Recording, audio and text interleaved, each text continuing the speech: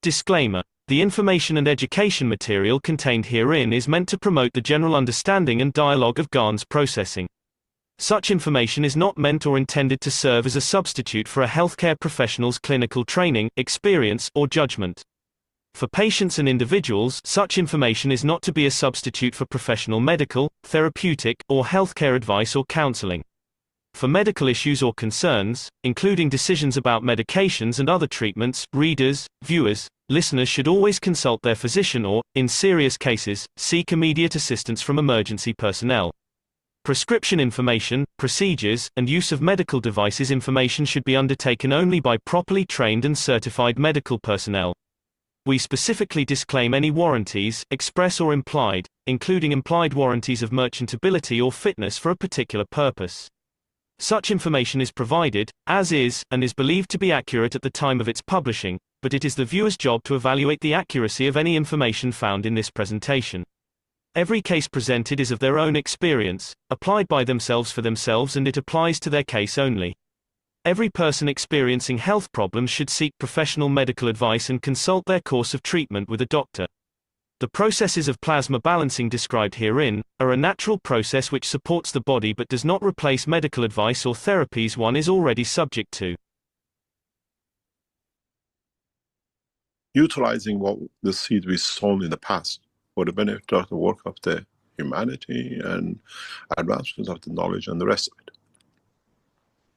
As many of you know, years ago, some 7, 8 years ago, we launched 2 things. One was the Keshe coin, and one was the universal identity card in a passport. The time has come that we bring these into reality and be in charge of it. It is not that we join other organizations, we depend on the others, but we set out to do ourselves. Set out to bring a point of change in the hand of the knowledge seekers, in the hand of humanity, irrespective of color, race, religion, position on this planet, or nationality. We are members of one nation on this planet. We are a human race. And on the banner of the one nation, one planet, one race, Keshe Foundation, through help of the knowledge seekers who work relentlessly over years to, in a way, mature the ideas of the Keshe Foundation, to achieve the goals. We do some ourselves, and some others do a lot to literally devote their lives to bring the change, the concepts we put down, into working condition and reality. And today is one of those days which the relentless work of knowledge seeker has brought us to that point. I'll let Rick to play the video, which we all knew some time ago and we forgot about it. And then we'll talk about what is about to happen and how you as knowledge seekers become instrumental in bringing the world peace and the unification of mankind. Go ahead, Rick, please.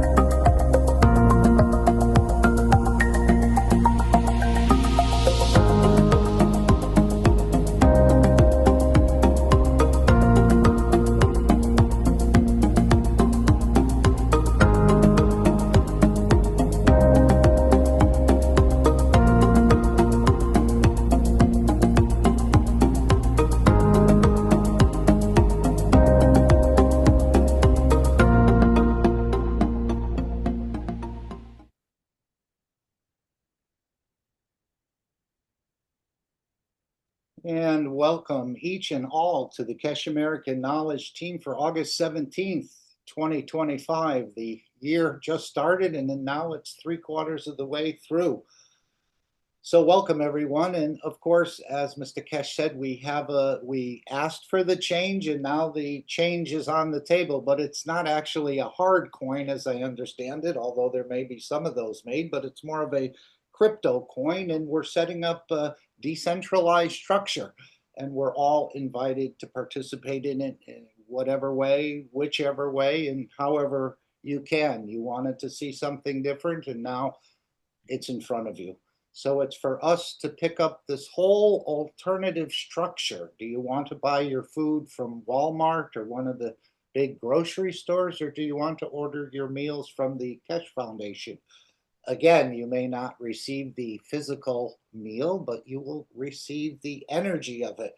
And of course, those meals may be in the range of 1 or 2 pennies, perhaps through this Keshe coin and through other structures that the Keshe Foundation is developing. So thank you everyone for being here, and thank you for your time and your presence.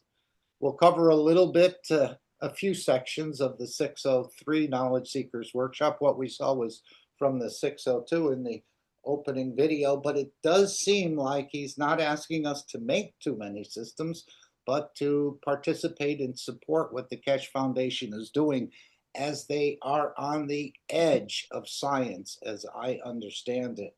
I mean, showing a soul being interacted with another soul and actually becoming one soul. This is amazing. Talking about growing kidneys in the body of the man without any surgery. So all these are the alternative structure being set up in the background, that in the beginning, I guess it'll be just mostly knowledge seekers, but others will come on fast and strong, I think, in the future, where they can find out where they can find wellness or energy for electricity or energy for themselves, or other sorts of travel in space, the new type of travel, and of course agriculture as well. But we may not be consuming so much as enjoying the beauty of it. I think he explained that to Azar.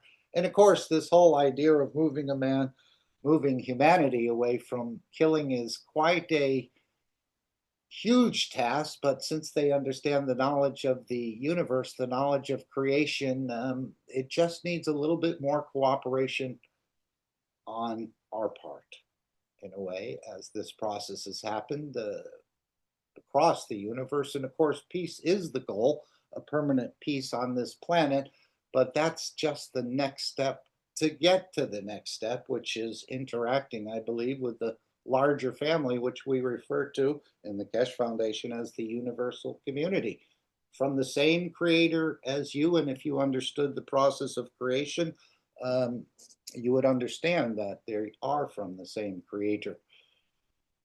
So thank you all again, and we continue on. Again, he's not asking us to do an awful lot, work on ourselves, try to understand the energies, and offering systems like transmutation and the rest, but I think the transmutation could be accomplished tomorrow, as he said. It's just that certain structures like governments are not ready for us to move, but we are ready to move, and we're going to continue to move the puck forward, as they maybe say in Canada sometimes, or perhaps they use that in a different terminology.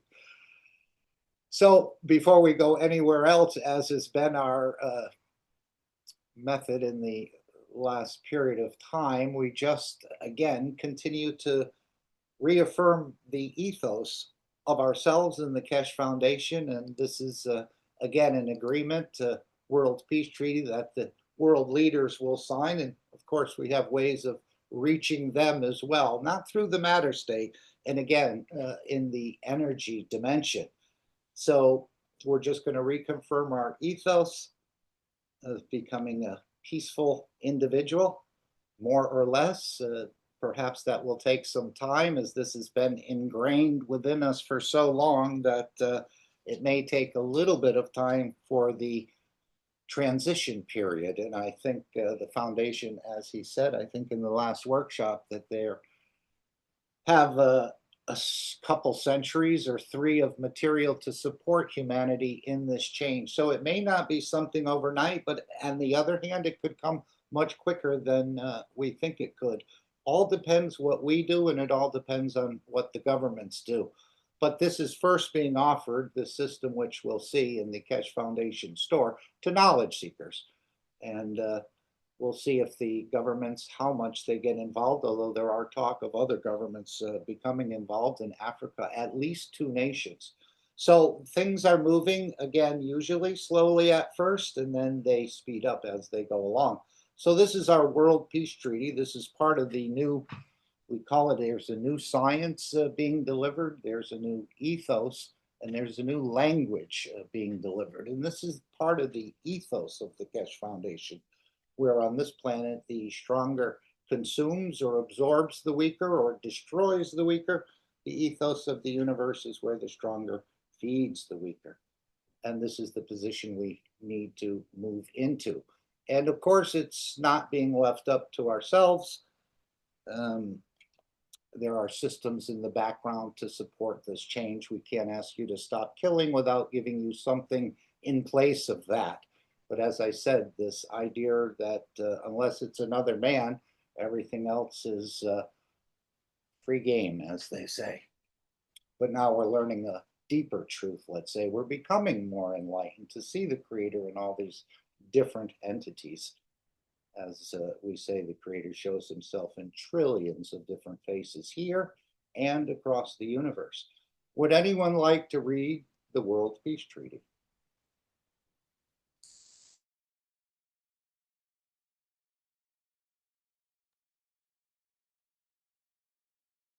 World Peace Treaty.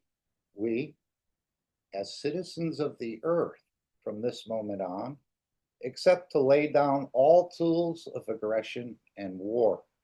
We shall never think about getting involved or incite war or develop or use any tools of war on this planet or in space.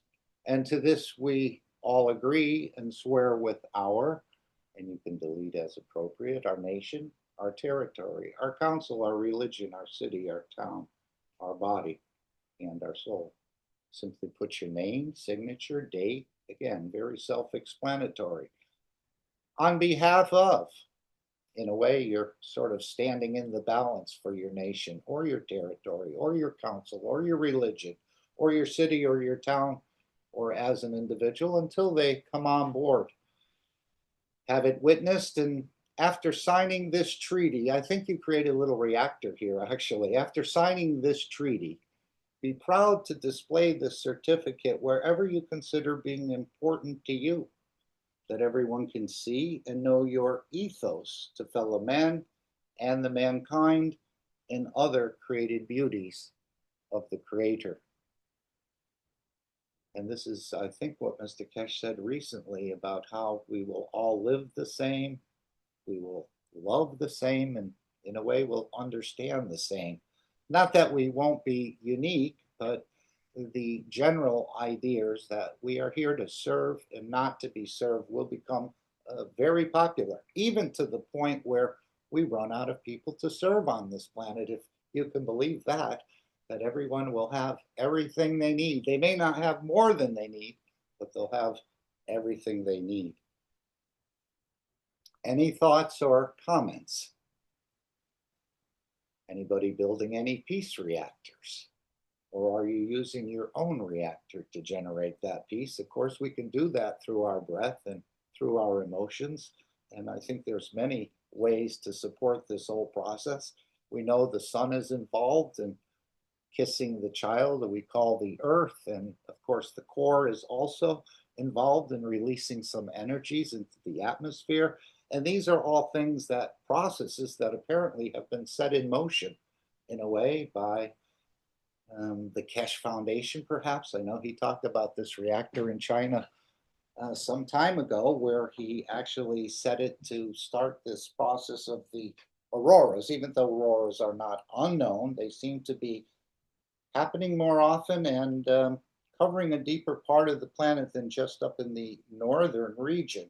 And of course, this is energy that the planet now has to deal with. We may see some upheavals or some mayhem, but this is all part of the process. I'm sure they'll use it to frighten everyone, but this may be part of the process. I don't know if it'll go that way, but apparently the soul is coming to the point where it wants to nurture more of the citizens it created on this planet. So we'll see perhaps some very big energy releases. Someone before the program started was talking about the rain.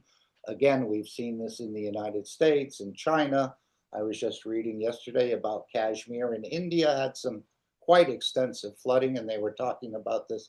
So these energies, again, they could be scary, or even earthquakes and things like this are quite damaging in a way, but the energy that will be released in cooperation and conjunction with other systems will bring that change, and this is how it's going to be done, I believe. Again, this is, I'm just being, not saying this is the way it is, this is just my understanding of what's proceeding, and of course that understanding changes as we understand more about this universal knowledge. So welcome to the University of the Universe, or the school, if we could call it that, of universal knowledge, which we never realized existed. We always thought man's knowledge, we've achieved quite a bit, but as we know, many technologies have been lost in the past. And again, we're just remembering some of the things that we haven't used. And of course, in the 603rd workshop, Mr. Keshe started out with some seeds and a test that they did in 2008 with genetically modified organisms, and they were able to reverse them through the GANS process in other ways. We could hear that, or perhaps part of that later. And now I think he's using that as an analogy to show how we can bring back or trace back the energies of the soul from its source and become connected to it in a much, much deeper way, especially in this idea of killing and destroying. And this seems to be the main thrust at this time. And I'm sure in the future, we could look back at this and realize how foolish we were to go down this path, but maybe that was the Faustian bargain that was made when we came to this planet, because if nothing's hidden from the soul, then the soul should have known that this planet didn't carry the energies it needed to exist or cause it to be indented. But it took that bargain, and now we're here to, in a way, or the universe is here, or the creator is here to correct that whole process, to bring the energies of what's needed that didn't exist on this planet. Anyone have any thoughts? But to me, this is what I'm seeing in many other things, but the idea of reversing the GMO is the same as what we're going to do, bringing the energies of the man back to its creation, where the creator just gives and supports and nourishes. And we have bought the Faustian bargain, and we found shortcuts in the rest of this to do, in a way, the same thing, but yet it's caused us to release souls before they're mature enough to be released. And this causes the universe a problem or an issue, as I understand it.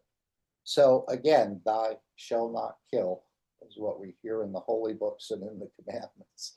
So now we have systems that will augment in a way. And again, this is a process that step by step, I think, but we'll see how it goes. Any comments from anyone that they'd like to share with us? If not, we're going to go to the announcements and what Mr. Keshe announced. It's a bit long today, but he certainly has a better understanding of what's being offered and what's being delivered in the way the foundation goes than I am. I'm just trying to, in a way, catch up. I don't mean catch up, I mean catch up, in a way, with a C. Any thoughts anyone would like to share?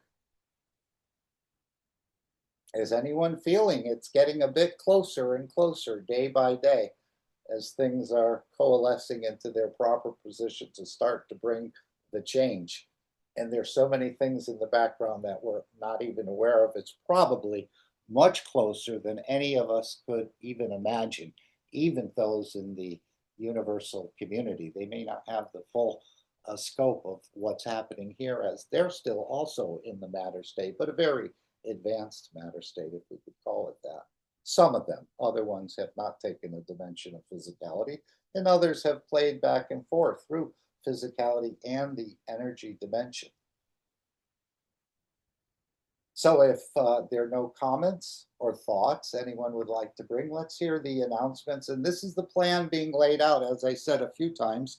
If anyone has a better plan of bringing this planet into interaction and part of a larger family, the universal community, please step forward proudly and share with us your thoughts or ideas of how it would be done or how it would be done better. But as Mr. Keshe said, I know how to teach and I know how to deliver. Everything is, in a way, there are no coincidences. It's all calculated out. And of course, as he told us in Sanya, where we visited Mr. Keshe in China, he said, you knowledge seekers are too much in a hurry. You're too much in a hurry. You knowledge seekers are that half doctor. And a couple of the phrases we've heard is a half a doctor is a threat to life. Or there is another one there. A half a doctor is worse than no doctor at all. And this is, in a way, we have part of the knowledge, but we don't have all the knowledge of creation. And so Mr. Keshe is bringing these systems fully developed and being developed simultaneously to bring that change in the correct way. I wouldn't know where to start as far as making a plasma antenna.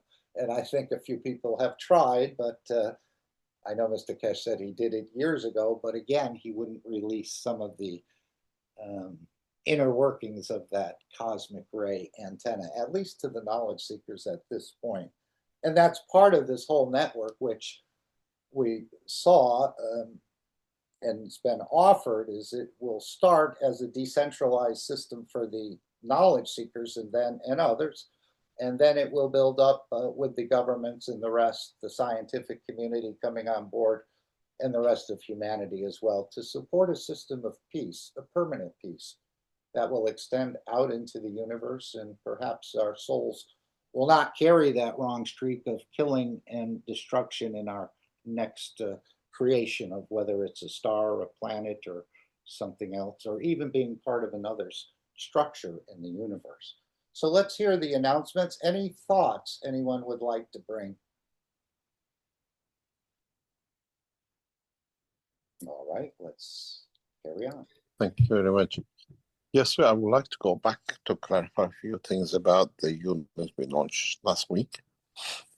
First of all, there's a very big concern apparently in German and German speaking, because most of it comes through our translators who do the translation and create a mayhem as usual when it translates it to other languages and creates in the community.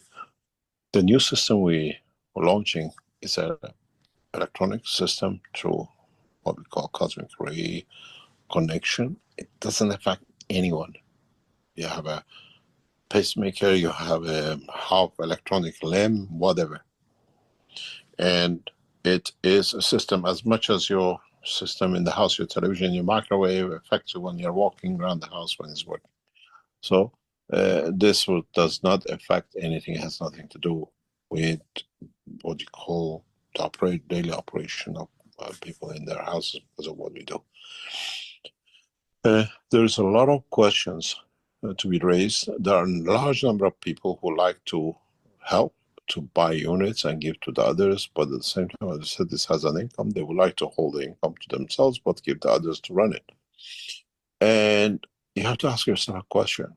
If you're there to support, why do you put the burden of the expenses on somebody else's when you collect the funds for it? We calculated this when we launched this, and the idea was to put 1 coin a year. And I always thought we'll come to the point that people who want to buy, donate, but they still want to like have an income, but they give it to someone, that someone has to pay their electricity, anything else to go with it. Why not split it half? So many of you are buying for us to give. The only thing is left for us, because we cannot give the burden to somebody else, is to hold this on the expenses of the foundation, running in several houses which we have to run. because we cannot give you bought 10 units and say, okay, I want one of them, but I give 9 units to others, but I want the income. Think twice. Ethos of the Keshe Foundation. We put it that way. Unless then it comes back, still, Foundation has to put these servers somewhere and pay for them to be maintained, the electricity and everything else.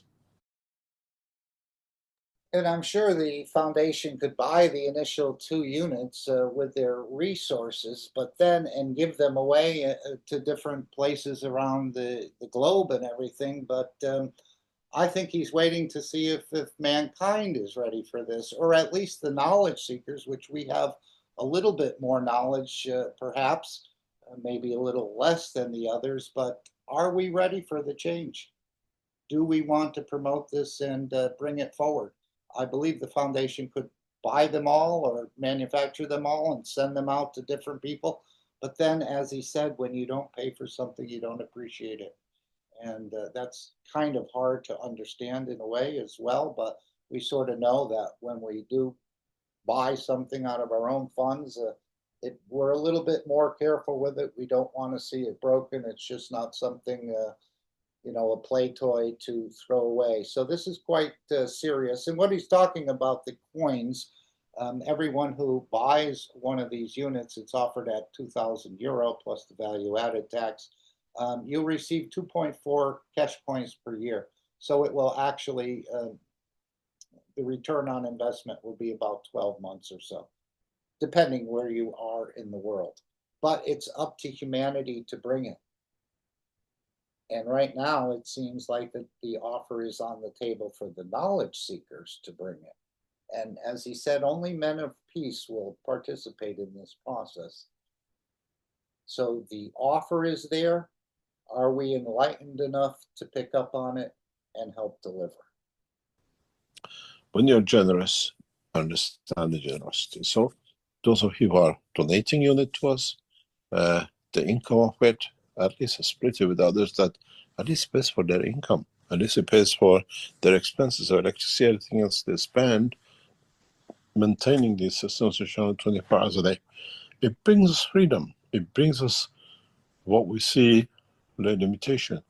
I thank you all the support you're showing to bring this in, and I'm sure we need a lot more to be sold to be able to be on the safe side that we cannot be hacked and the rest of it.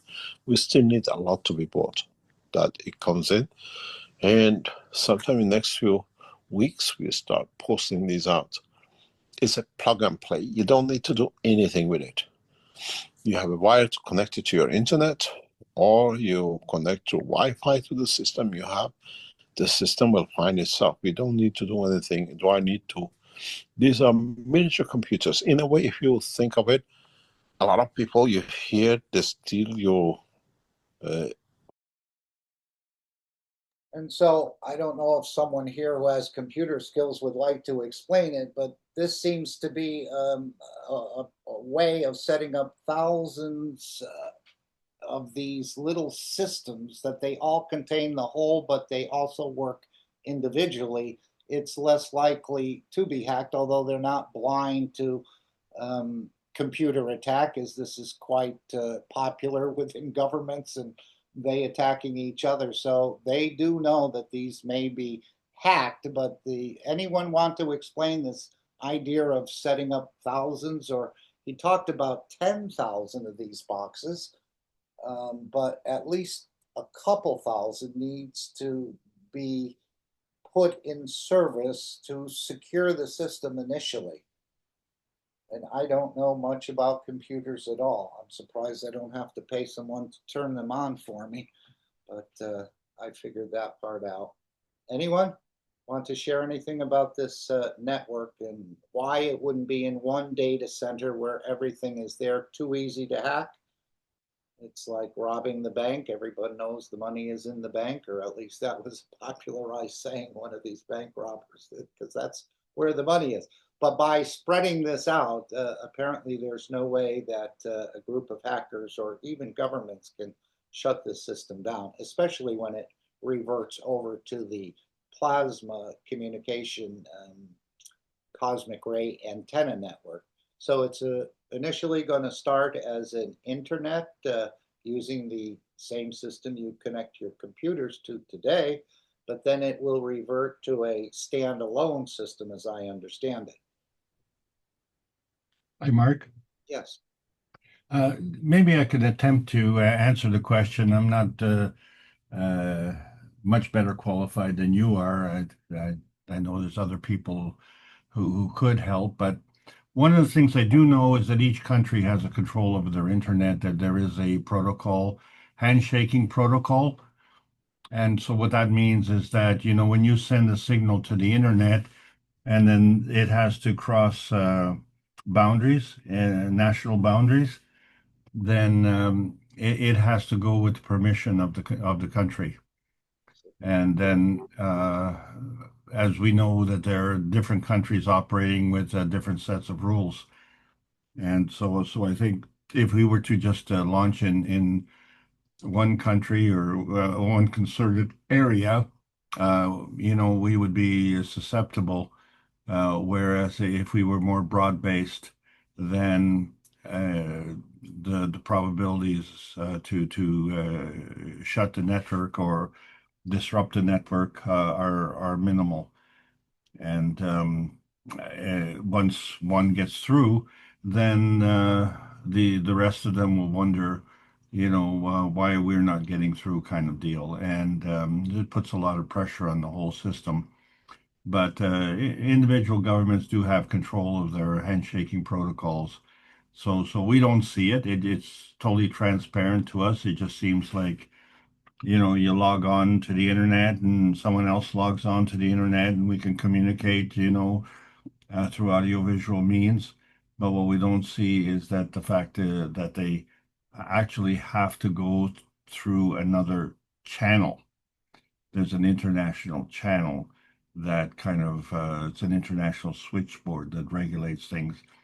So I believe that that's possibly the consideration that you were alluding to. Right. And again, with this system, I don't think, unless you do something outrageous like stealing from the others, you won't be debanked. You won't be put on a no-fly list without even your knowledge of it. Or you Well, won't of be course, banned off the social medias as well. Go ahead. well, just saying, of course, you're going to be following the plasma rules now as opposed to the man-made rules. So, that's the whole purpose is to initiate the game and then elevate the game to a different playing field and one in which they cannot operate. Right. And when you're talking about a game, are you talking the game of enlightenment or something else? This is another new feature that's been added or it's ready to be launched. I guess some things, or were you just talking about the game, quote unquote? Well, the only game in town right now is the game of control. And, the game of enlightenment is a new game. And we've never had the option to play that game. Um, and that takes it to a whole different level, a whole different league. So, it's like you're in the minor leagues and all of a sudden you can go into the major leagues. And then you find the teams that were constantly harassing you and beating you in the minor leagues, they cannot participate in the higher leagues because they just don't have the necessary skill set. So the rules that applied in the lower leagues, won't apply into the higher leagues. And that's just a normal way of operating. The question though is when you look at some people being more equal than others, there are a lot of levels that operate in the physical way. And, there's no finer example of that than the East Indian caste system, where, you have the range from Brahmins to untouchables, and then all the riffraff in between. And this is really what is holding India back. It is, if you listen to the One Nation, One Planet, and with respect to particularly Shweta. She knows very well the limitations of the caste system, and she also experiences the harassment as a gender because she's a woman, and in the caste system, um, that doesn't hold much sway. So it's unfortunate that this is what's holding India back. They could be truly a world power if they could elevate, to this game of enlightenment that you referred to. Back to you. Yeah, I was always wondering how will they get it into the schools? And children, when they get to a certain age, they would like a little bit of money that they don't have to ask their parents for. And with this system, apparently you can earn cash coin with it. And I hope they don't make it too difficult that nobody can earn too much. And I'm sure Mr. Keshe has already thought about that. But I had envisioned seeing children bringing the game into the school, and then the teacher is saying, "What are you doing? What are you playing this game for?" And then they introduce it to her, and she sort of likes it, and then maybe makes it part of the class or something else. And there's all kinds of features. Again, moving children, our youth, our future, away from killing and destruction into peace and enlightenment and giving and nourishing. At the same time, you earn a little bit of pocket change, or perhaps, as it says in here, earn a living from it. In certain parts of the world, as we know in China, there's a lot of farmers, millions, tens of millions, making $250 a year. A cash coin is worth €1,000 a year right there. So perhaps, again, the children will become. I remember when I was young and I wanted money and did some wrong things, but at the same time, you had to be like 15, then you could sign up to pick tobacco. And I said, well, I don't really know about picking tobacco, but I'll try it. And of course, that didn't work out for too long. But I remember being a youth, you couldn't work because you were too young, but yet you wanted to have some money in your pocket. I only got a very small allowance per week. But this way, they can just play a game, become more enlightened, and earn some funds for themselves that they can spend within the Keshe Foundation store. And of course, the store, you say there's not many products in there now, maybe 150 or something, but this will be expanded into tens of thousands of products. So there'll be beautiful things to offer for the children as well, I think, and to get them into a new ethos where the stronger doesn't take from the weaker, but actually nourishes them. Anyone else?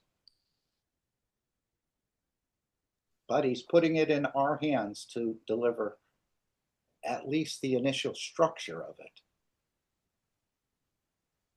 What do you call it? Website. To your emails, and what you actually do with our system, provide a server storage safe, and then they do everything else in the system. This is on its own, doesn't touch anything, doesn't hack anything, goes through its system on its own. We control it. If it's stolen, if somebody switches it off, we see, we block it and everything else. There's a lot of parameters and security is going. We are looking at two things. We put the first week at 30 or 50 for the card. And now we put it on this rate. That was a gift for those who come early, like we done with the 2000.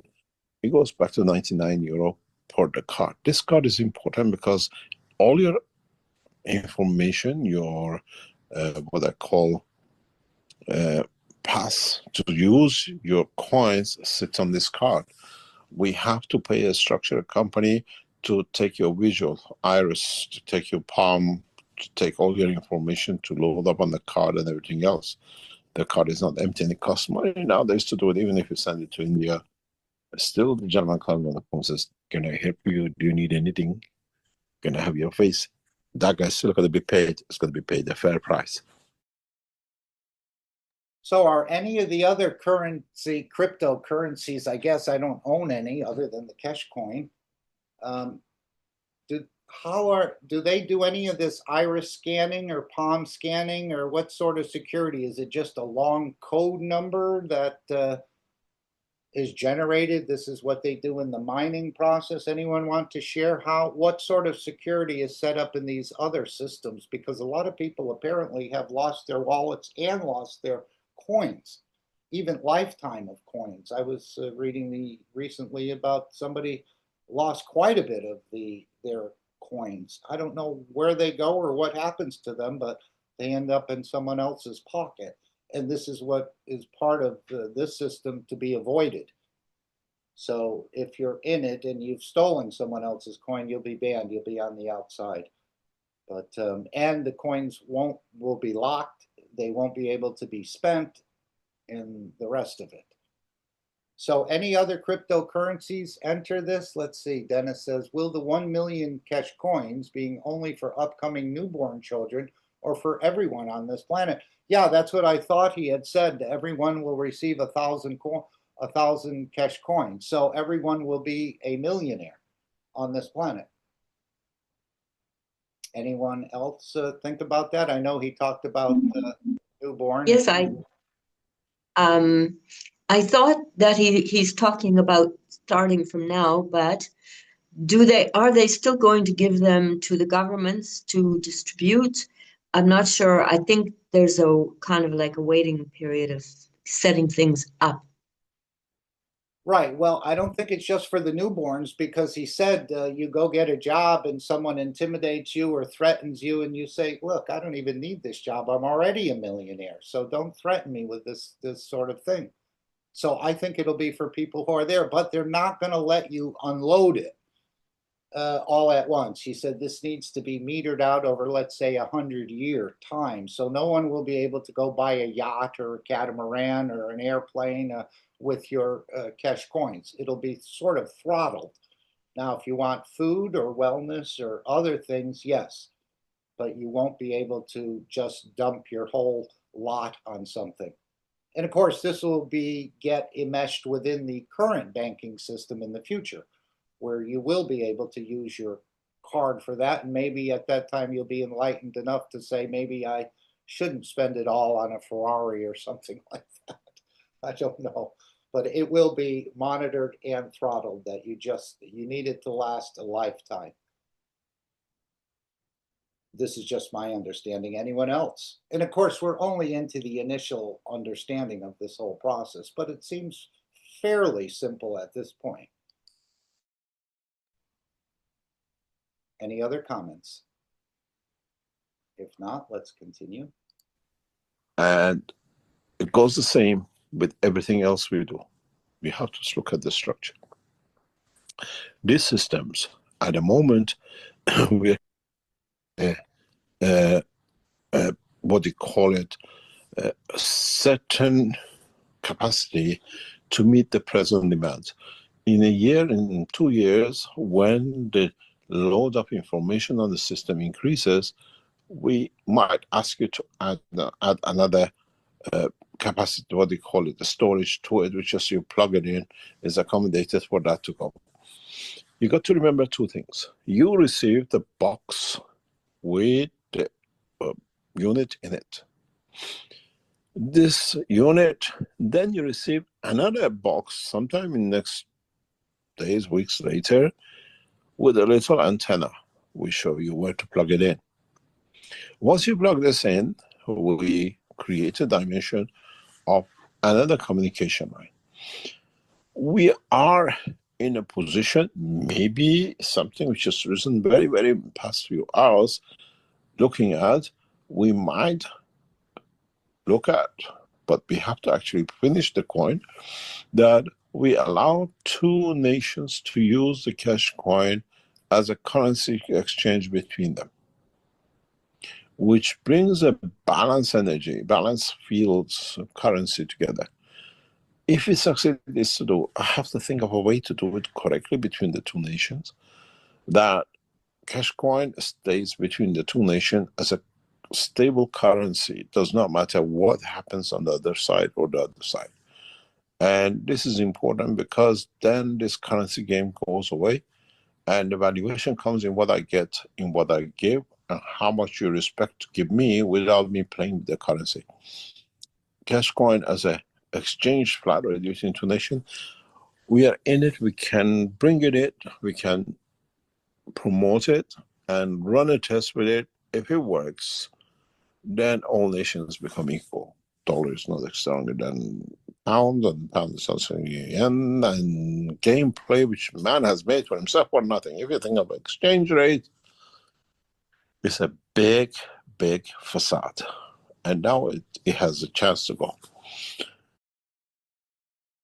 And of course, earlier on, before they sort of deregulated this whole thing and called for floating currencies, everything was stable. Businesses could plan, governments could plan, but now with the currencies floating, you can actually drive nations into bankruptcy by speculating on their currency. I think we've seen a number of individuals speculating on lira and pound and other things and causing all kinds of chaos so they could make, I think, again, this will be a beautiful example in Africa, and it'll probably be monitored in a way to see less infant mortality, perhaps, less hungry people, wellness conditions, energy being provided.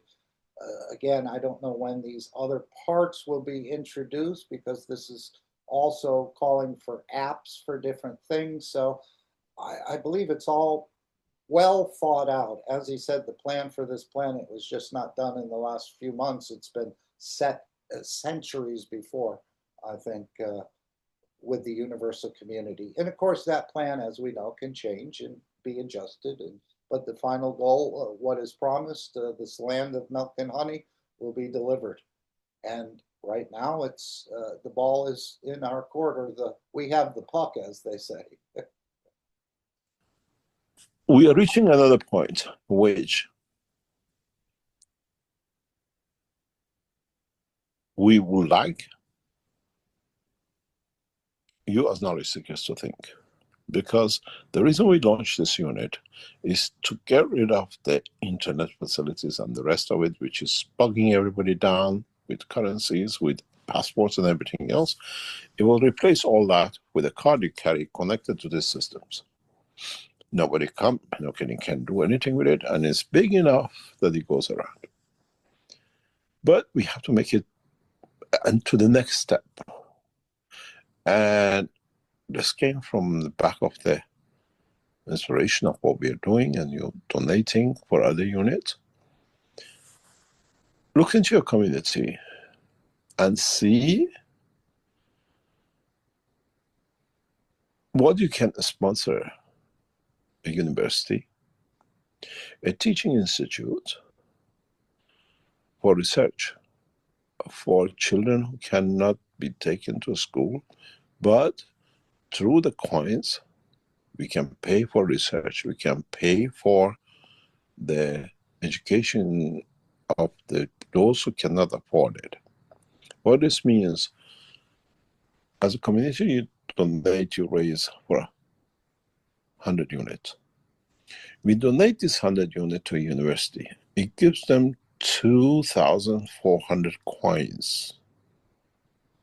This gives them 2.4 million money every year to educate, to promote research, and people can have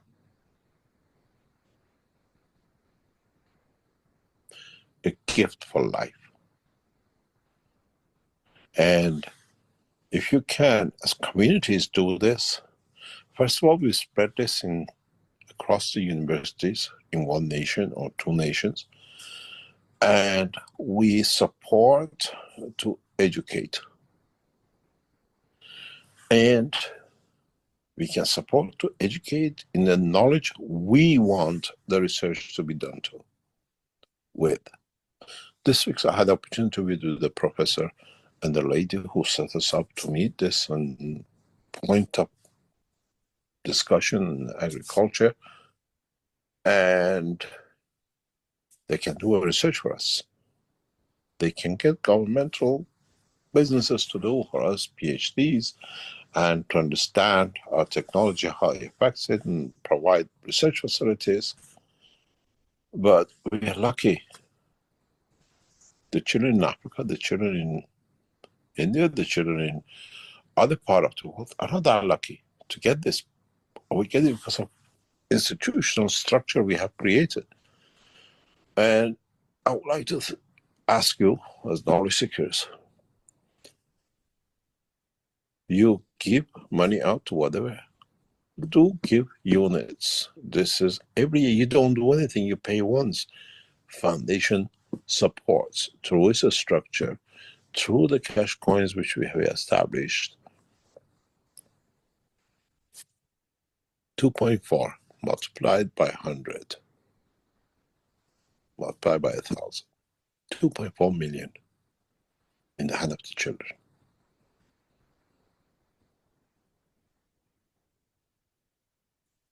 Educated, paid prior, and they know they have this for time to come. For 10 years, 20 years, as long as the system runs. University pays very little to maintain. We educate children beyond imagination in the knowledge of peace in what we want to do.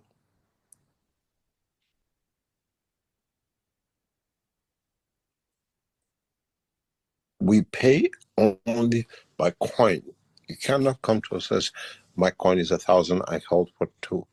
We are making facilities that you can exchange with the other things in the process that you have an income from it and goes. We explain this as the system structure gets set.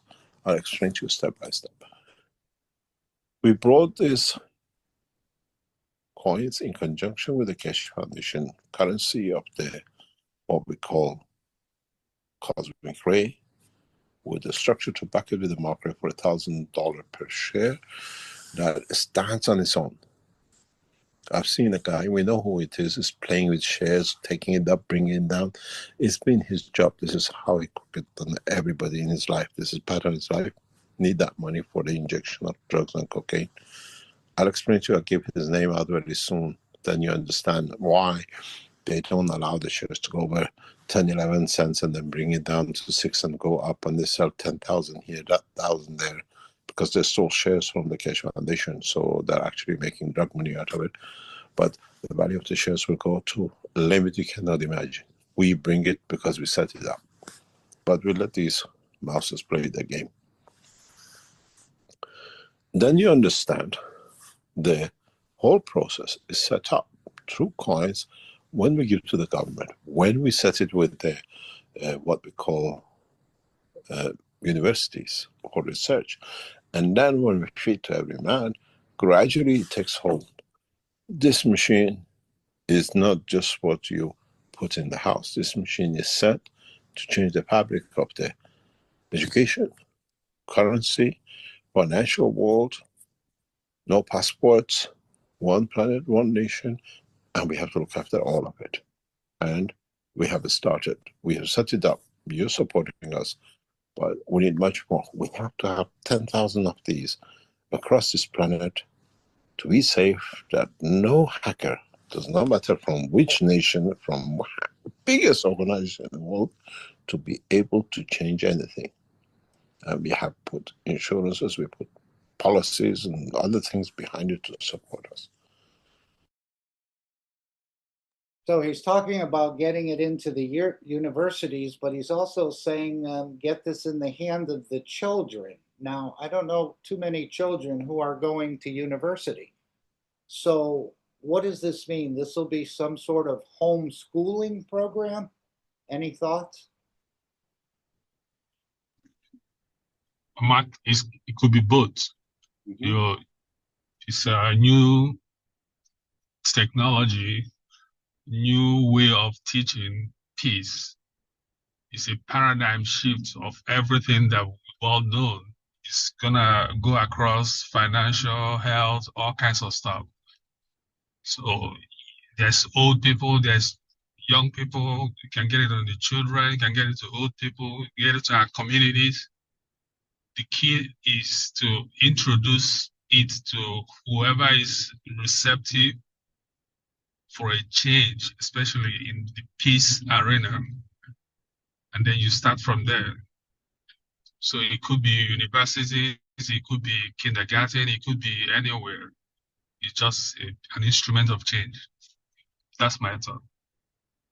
Yeah, and that was a beautiful idea. Mr. Keshe said you buy this for your child when it's born, you plug it in, of course, and then by the time he's 18, he has a bank account worth $75,000 or 75,000 worth of coin. Yes, Gail, please.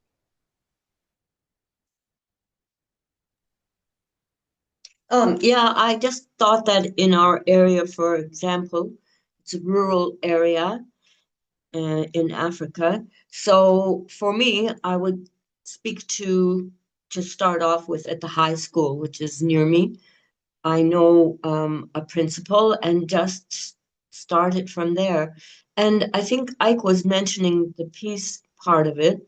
So does that mean that we should go with our printout of the piece and or how I wonder how we would do that. It's very interesting. Yeah, I So think there might It's what I meant is that let me finish. There would be children at the high school who really will never be able to afford the costs, no matter how hard they try, unless they get a bursary, and that doesn't happen too often. Okay, sorry, I go ahead. no. What I'm saying is peace. The technology, the knowledge of plasma is all about peace.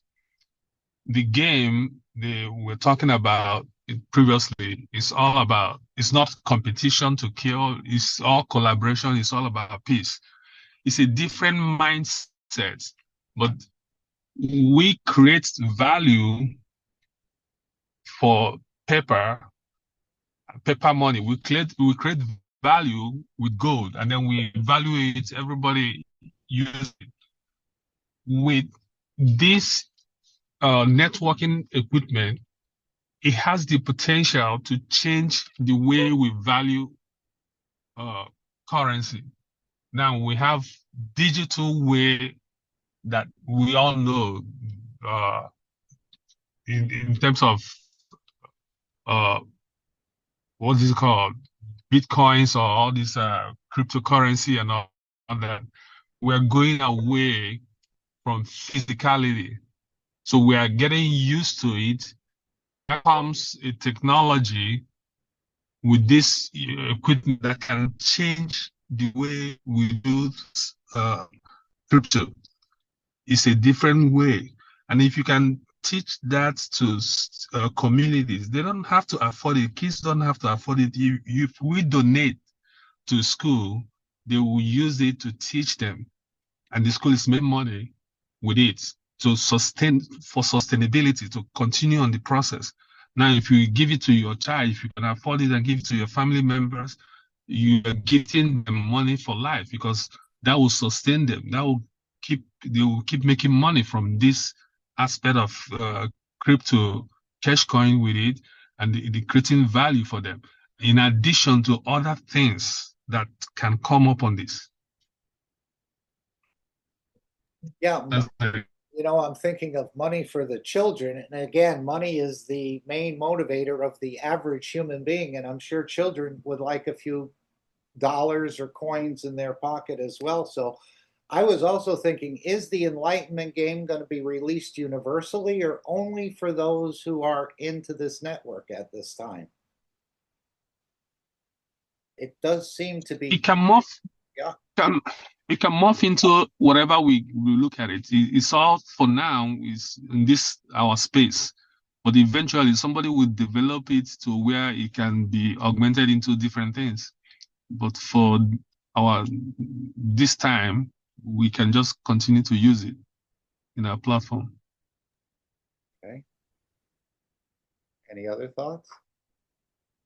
All right, let's continue. I think we have about 6 minutes, and then we'll go to one of Ozar's question and then back to the teaching, and we'll take that up to the top of the hour. We can give this to nations to do, but you know what the governments do. Dump it, to stop it. We have to carry this one. It's back to the knowledge, it's back to humanity to bring that position.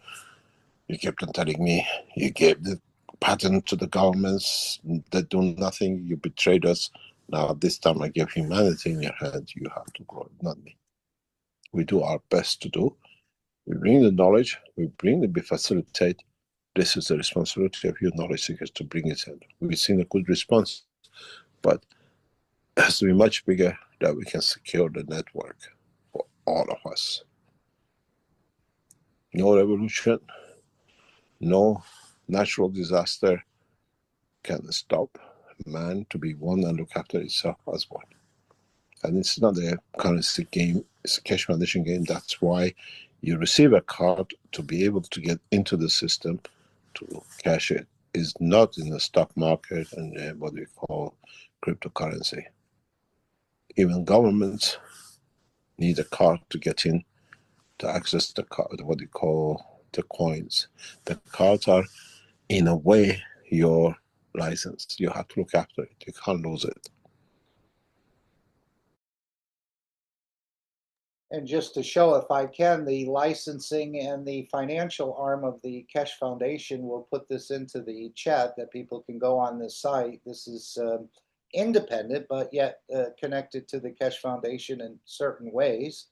And you can see there's quite a lot on this website. And you can research it and take a look.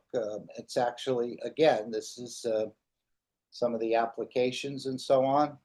So they're covering wellness and health, energy, gas, space. And I believe this Mark Ray Corporation has the designation, I believe it's 9661, which is space study and space research. So it's one of the only companies. It's available on the pink market, or what they call the penny stocks at this point. But don't let that scare you, even though 90% of the pink sheet stocks go out of business. As he said, there's many companies like Microsoft and others who've traded in the penny market for years, but that's the rule of thumb with the penny stocks, that most of them do go bankrupt. But this is, again, these coins, this is backed by the knowledge of creation. And as we can see, from the gas to the oil to the wellness to space travel, this is the understanding of universal knowledge, which is found within this corporation and within its technologies. As it says, I think at the top, Mark Ray Corp is the home of cosmic ray technologies. And of course, you can take a look at the presentation Mr. Keshe made in Beijing on March 10th to 12th and see the, in a way, the interaction of part of the cosmic ray, perhaps along with the matter state and along with time as well, to create materials out of interaction of fields, which has never been shown really in the public before.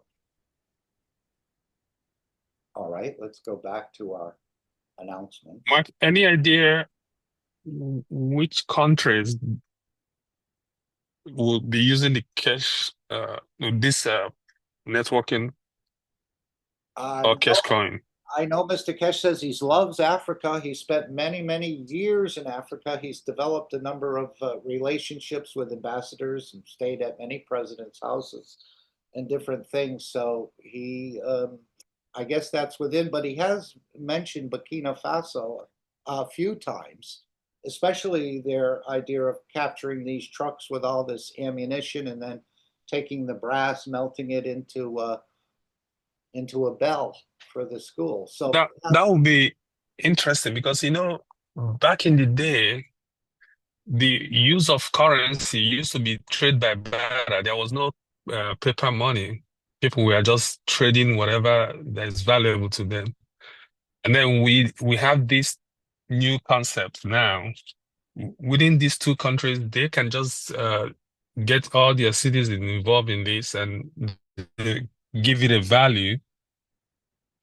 And this is transformative. It's actually, I think it will work, and that will get every country away from dependency to all these other countries. He's often said the Africans will accept this before the West because the West has all these systems that need to be paid for before they're willing to switch to a new system.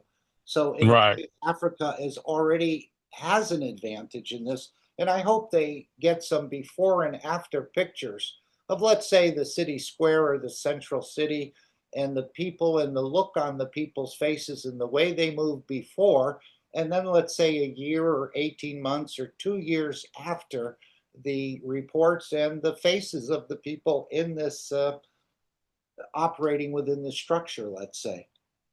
Do they look so depressed or, anxious about everything, or do we see a lot of smiles on the people's faces, walking hand in hand or arm in arm, and all sorts of things? So I don't know if the countries have to be next to each other. I don't think so, but it probably has to be choose the right two. He said they have to put some more thought into this, I believe.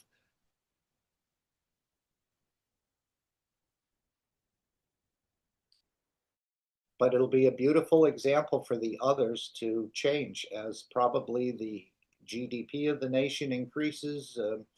Maybe the currency won't, their currency that they have used, but this other network will show its power and its beauty and what it can deliver.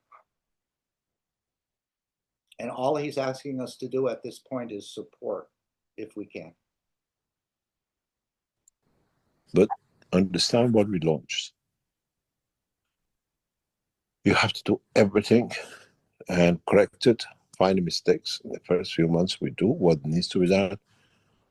And then we ask knowledge seekers to load up all the teachings, load up everything which is there to the knowledge we have created, everything which has ever been put in, load up, you can access to it. And then I explain to you how you can access to it in a totally different way that no government can interact or interfere with you. We need to reach a figure of 10,000. I've spoken with the design and structure of this, what is not been done. I've spoken to people who've been dreaming to set up, but they don't have the organization to set up. Keshe Foundation has, knowledge seekers can, and do it for us as a humanity to bring the change. 1,000 unit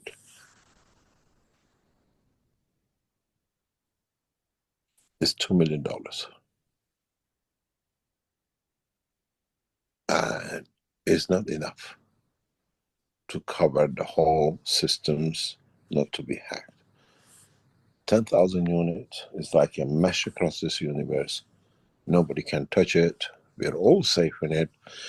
And we can see how the next generation for all of us can come into operation.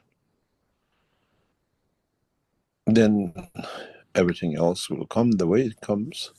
All the stores, what we call, I was talking to a friend of mine. I said, you heard about Alibaba? You heard about others?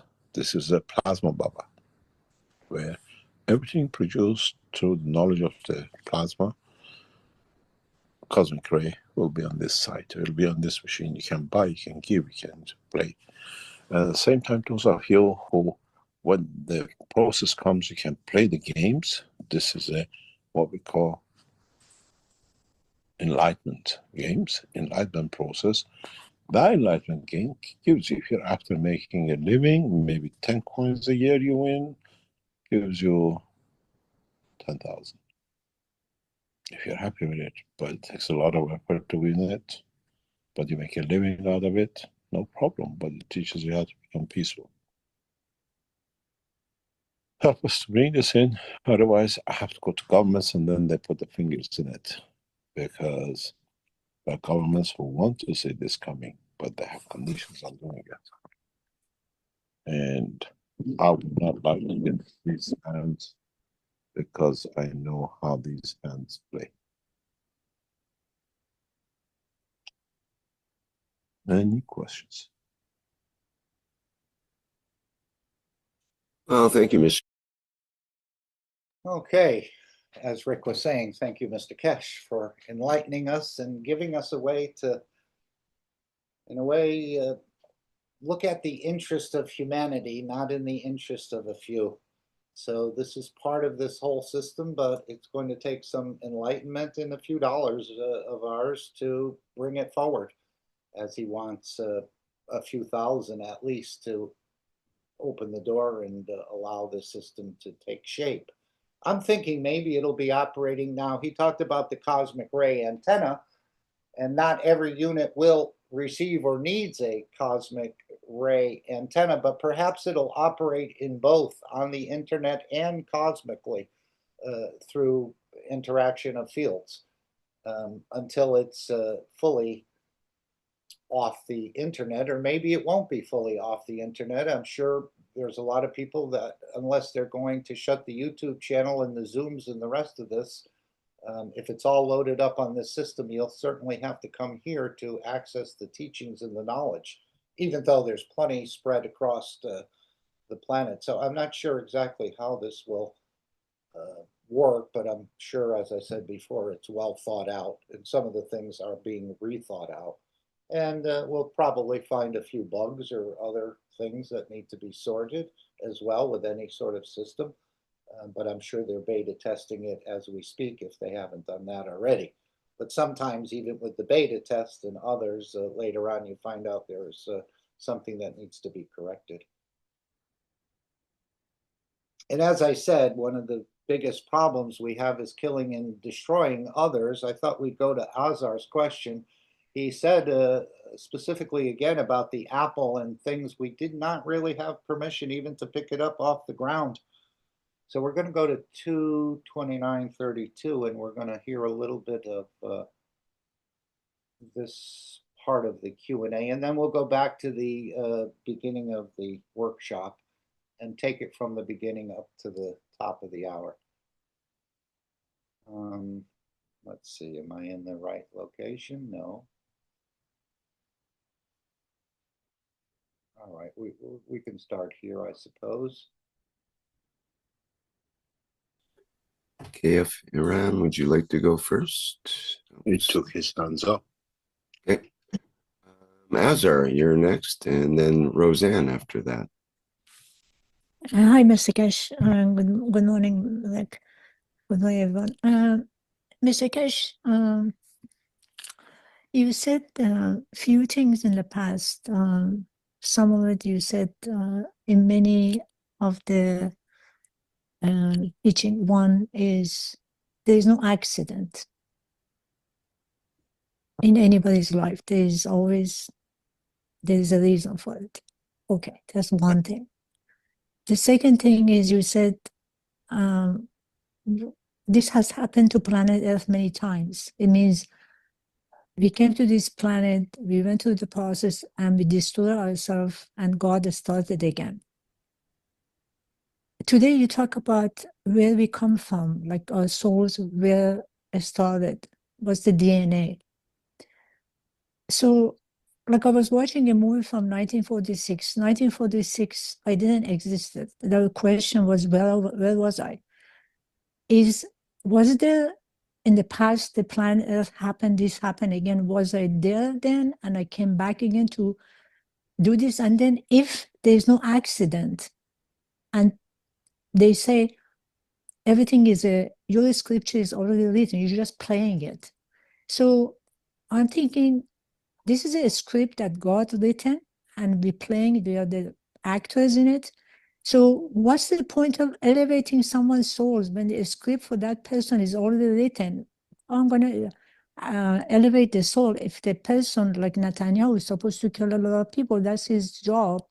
He's acting, and there's no accident. There's no accident. So my question is, why? And if there's no, this happened before, it means you existed before, you came as a teacher, and then you were gone, and then I was here too, and I was gone, and I'm repeating the same thing. And if that's the case, why God wants to do all these things over and over again? And then does God has a problem not knowing how to solve the problem, and does it have the power to figure things out? I mean, is the human is so powerful that the God cannot overcome this stupid human? And then how do you answer this? Because I don't want to repeat the same thing over and over again.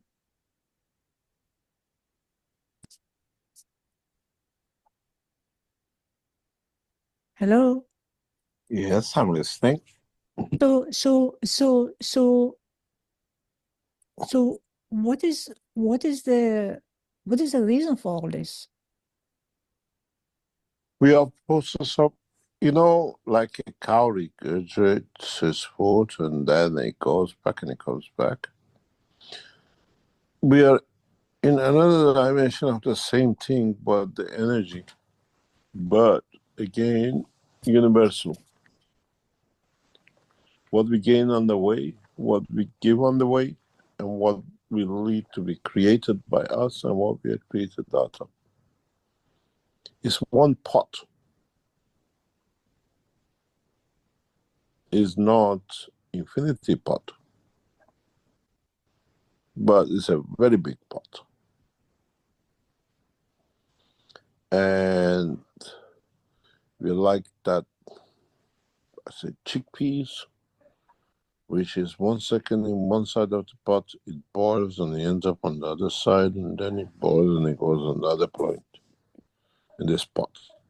This is how the energies of the universe are, and how it interacts with other things in that pot. It's not only chickpeas, there's everything else in there. And how at a point it gets pulled out and what is mixed with it and what taste it creates, what emotion it creates.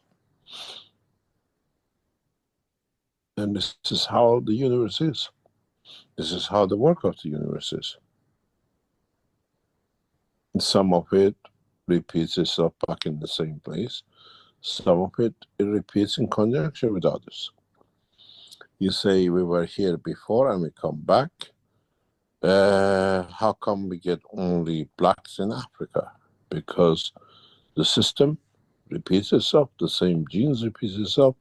It has repeated itself to find the solution that it can stand the environment, and the brown or the black is the best color to the eye of the man. But it's a survival of the field which that can be contained with that structure. Some of it is from now and some of it comes from the back as whatever in sperm or an egg or the environment. For sure, I listen to this a lot of times, but for sure, if something happens and the whole breathing, living creatures on this planet die, vanish. Within a few months, within a few short time, there'll be another man, there'll be another worm, there will be another dog, there'll be another cat, there'll be another tree. Again, because the environment of this planet creates this life, creates an amino acid which by its own interaction creates life. And life, because of the structure of this planet, means a living things, and in the time will create for itself a liver, a kidney, its way to dispose, a way to store, the way to control. We call it the brain, the kidney, the blah, blah, blah, blah.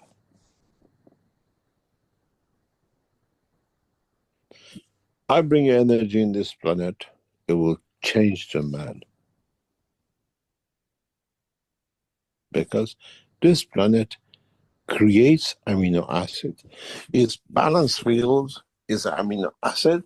What you connect it to becomes a plant, becomes a dog, becomes a man, becomes a shrub, becomes a fish. The environment decides how you manifest yourself. That's what's called the spirit. But in essence, this planet, gravitational magnetic field of it, is amino acid combination, which means creation of life. So what's the purpose of living? This planet creates life, and life, in the essence, the universe has done to it. Okay, they do this, we use it to get the energy which is needed from its collection for the creation of another position, because it takes too long to do it. Don't interesting. He says we're bringing energies to this planet to change the man. And at one point he said, just a few weeks ago, he said, we're not here to teach you, we're here to change you. And of course, it's always been about the teachings and everything else, and we're trying to learn, but apparently they're going past the teachings to the change portion, and then maybe we'll understand the teachings a little bit better than we've understood them so far. But I thought that was interesting. He said, we're not here to teach you, but at other times, of course, he said, we're here to transfer the knowledge to you.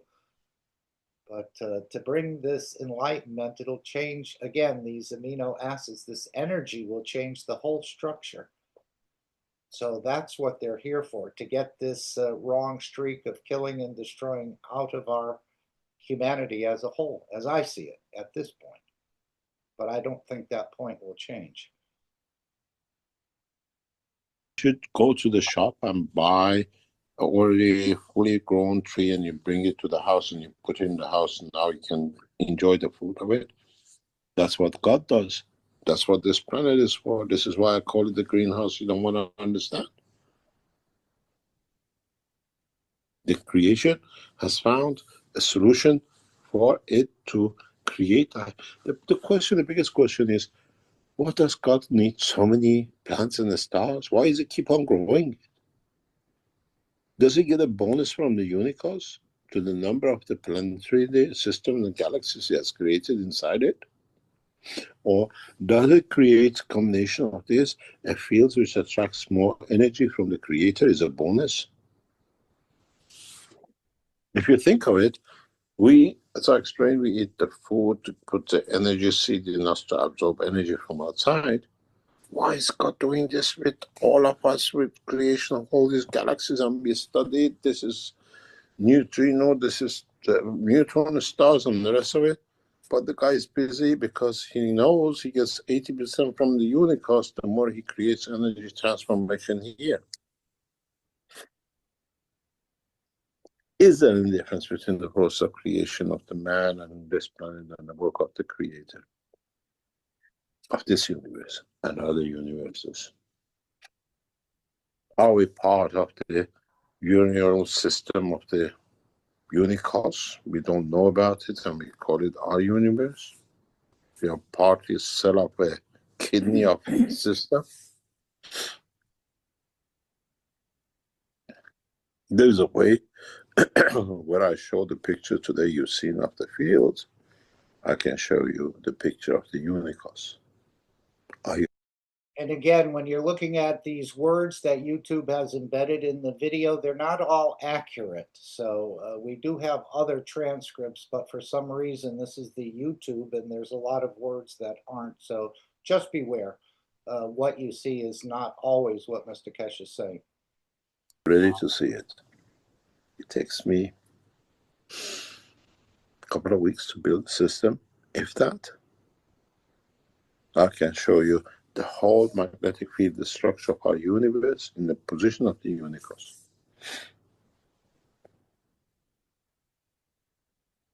Have knowledge.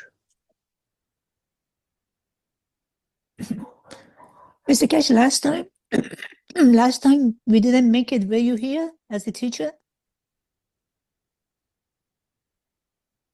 Which last time? The last time you had all this. The last time you had all these that they're fighting in the name of. No, I mean last time the planet. There's no last time. There's no last time. You said many times this happened to us. So I'm talking about the previous time this happened to us. Were you here? This happened. This cycle of killing and everything else you do, yes. But this time it won't happen. We just, man has never been aware of the purpose of his soul. What is the purpose? Now you understand. We are just that. I said it to one of my children once. If you understand it, it's the nursery which needs to create a perfect flower. And we are in that process of creating perfect flower. And we are gardeners who trim it here and there And sometimes you create a thorn, we cut it to get to that perfect soul flower. It's that beautiful, with the most beautiful colors, with the most beautiful smell, with the most beautiful emotion. That's the soul of the man. And every now and then you leave the tree because you think you sent somebody to trim it, but he was too busy killing and enjoying himself. He forgot to do his job properly. Now we do it properly, because the whole purpose of the 12 commandments, the whole purpose of all these commandments and all these people, whatever you call it, was to show man, don't kill. Why do they say thou shalt not kill? It's just because when you kill, you bring disturbances. It does not allow the soul of the man to elevate. It doesn't come, thou shalt not kill. Why do you kill an apple? Why do you kill a tree? You haven't stopped. It's not just killing somebody and they put you in prison for it. Thou shalt not end a cycle of fields, you call it life. Not even an Irrespective of not the even level not even not even an apple from a tree. No, who gave you the But right? but what about the I apples? was in What the apple about tree. I was. Mr. Cash? What about if the uh, apple is on the floor? Can you pick it up from the floor? Who said you have the right? I cannot even Just pick it because up. you no, Azaja, I love you to understand this. An apple falls off the tree, yeah? You fall on the ground. Does every other man has the right to kick you and No. do whatever? Because so what's the difference between you and an apple? Who gives you the right? Is the destiny of the life where the way you chose? You think you're higher than an apple? You fall on the floor. Can I kick you because you're on the floor? What's the difference?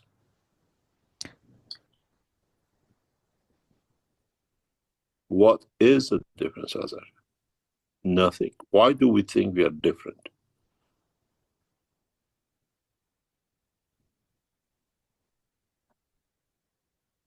I think Who probably gives in us a, probably in a month I'm gonna die because the way you're talking now, I cannot eat anymore. No, it's not eating, it's understanding. Why should you die if you don't teach yourself to get energy from the environment you live in? It's free. That apple, when it falls on the ground, it gives us energy. It's for you to absorb, but you haven't got the right to destroy it. Why? So who said to die of hunger? Learn to absorb the energy. You've been all over the world. You've tried every trick in the pocket of the creator, I know. You went to Tibet and you've gone all the way to Central Africa, to America, just trying to find a way that you do this and that. But have you stood still to think, haven't I the center of the attraction? Is it me who can attract the energies without me learning to give my energies that the cup is empty, I can fill it up? How many places you've been? How many gurus you've seen, Azasha? Mr. Cash, have you played with this, this bubble, with the soap bubble you put? Okay, so unless you're somewhat enlightened, I don't think anyone would be offended if you picked up an apple from the ground. So this is where we, in a way, have to get to an understanding that all of these other creations are entities. I was thinking about you where you want to interfere. As he said, does the apple have its right to its own destiny in a way? There's so much, again, beyond my full understanding of what's happening here. So let's go back. Any comments or thoughts about this? And again, you're not going to be left on your own to feed yourself. There are systems in place and coming more into the forefront where those energies that you're short of will be provided to you. So as a number of people have reported, once and you may need to top it up a few times a week or even a few times a day, but you'll be satisfied in a way. That was my experience, and I know that's been the experience of others for short times. And perhaps they'll increase this, or if the meal is only a penny, certainly $1,000, €1,000 cash coin will last you quite a bit of time in just feeding yourself. But it's something we'll have to get used to. And as I've said many times, I could never understand how you could feed yourself without eating. But of course, you're still feeding yourself, but on the fields before they've been made into the love of creation, which we call the matter state. So this is another part of the elevation of understanding. And there'll be systems to provide. And if anyone's experienced them, which you can experience them in different places and offers in the store, you'll understand it when you experience it, let's say. But for me, I had to work through it quite a number of months and contemplating this and, you know, listening to the teachings and so on to realize that all these other entities do have emotions, they have intelligence, they're able to create, and they have a soul. So this is, I guess, where we draw the line. But at the same time, he said we'll still eat for the pleasure of it. But in the future, it'll be frowned on more. When you're killing a goat or a cow, they cry, and yet we still ignore it and still continue the murder. It's crazy. I missed that. I said we kill a sheep and a cow. I said when we kill a sheep, or a cow, or a goat, or a chicken, we hear them cry, but we still continue to finish the murder. Well, this has been the habit of the man.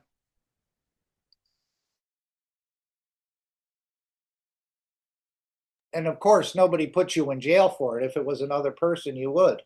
But since it's what we consider Yep. lower or unequal creatures, then, you know, and even in the holy books, it says God gave us dominion over all of the fish and the animals and the birds and the rest of this.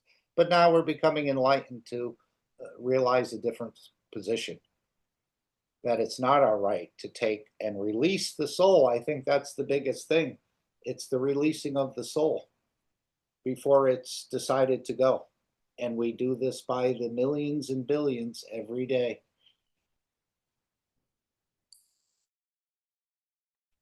Okay, I think we'll go back to the beginning of the workshop. Any other comments? I know this is kind of a touchy subject, but as you're fed through the fields, which you're already doing 80%, so the soul has managed to bring us to a point of taking 80% of our energies without killing.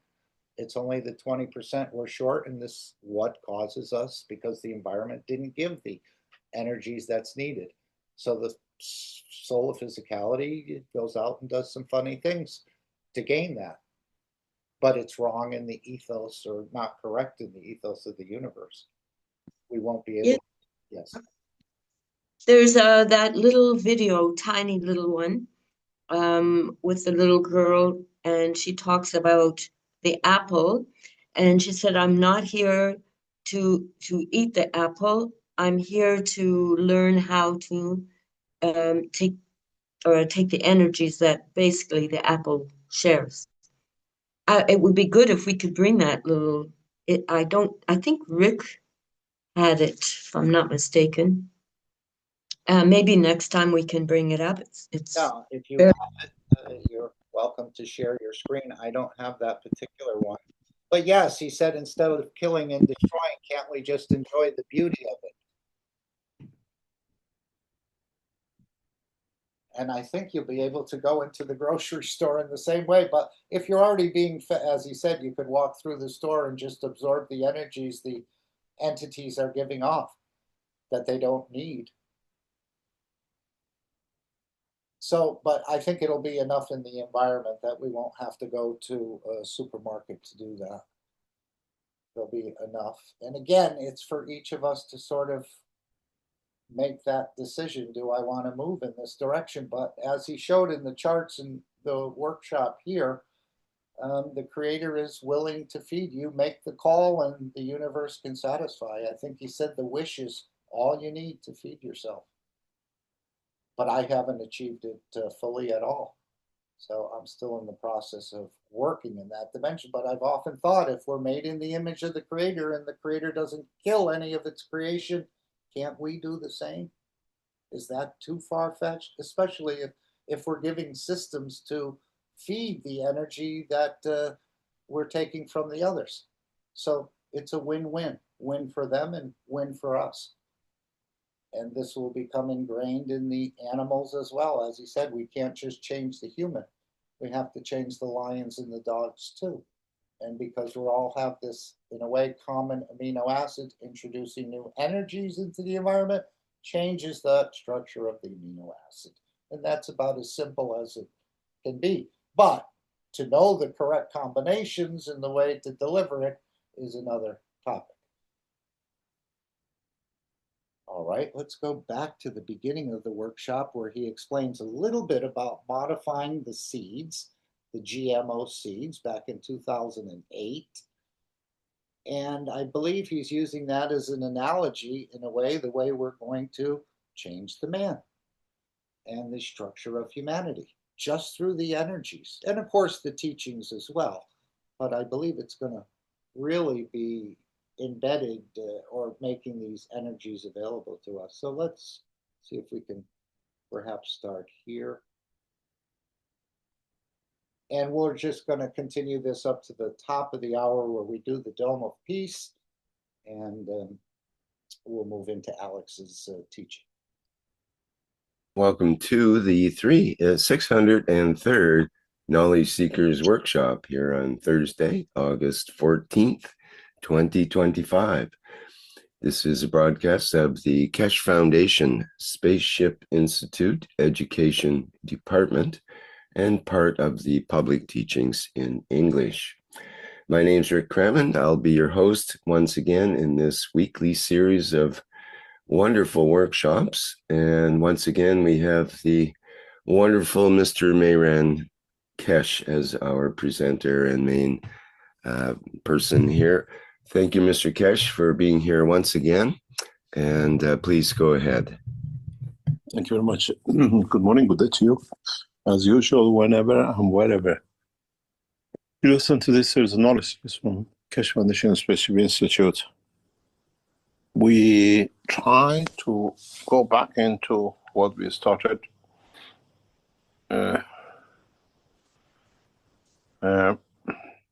just 1 second, please. And we try to follow the path of what we call about the time, how we progress, what we perceive, and how we interact with time. One of the main processes, one of the main, what we call objectives of teaching, is to bring all the principles of the, what we call knowledge of creation, what are called the rivers of knowledge, in the hand of the man. We showed how we changed matter to energy, energy to everything else. But do we need to always go for what we call energy and the matter? Or can we achieve the same by achieving time? The way we saw we created time, can we be stationary? Can we be in one place, changing the time? Some people would like to call it back to the future, which kind of memories of the past time can be, but the pictures of the past time, unless is in the memory of the what we call the soul, cannot be seen. But what can we do with this? Do we create the time of the past time, or do we create the time of the future to see what is in the future, as we discussed before? And can humanity understand this? Because as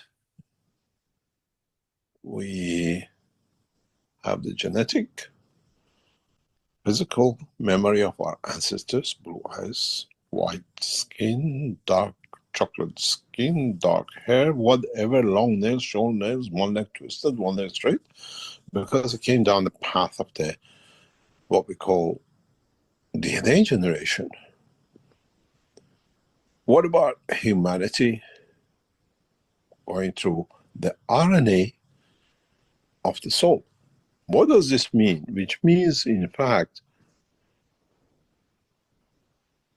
once we know, now that we understand that the solar man is connected to the soul of universe, we use that channel to see where our ancestors from the dimension of the soul came.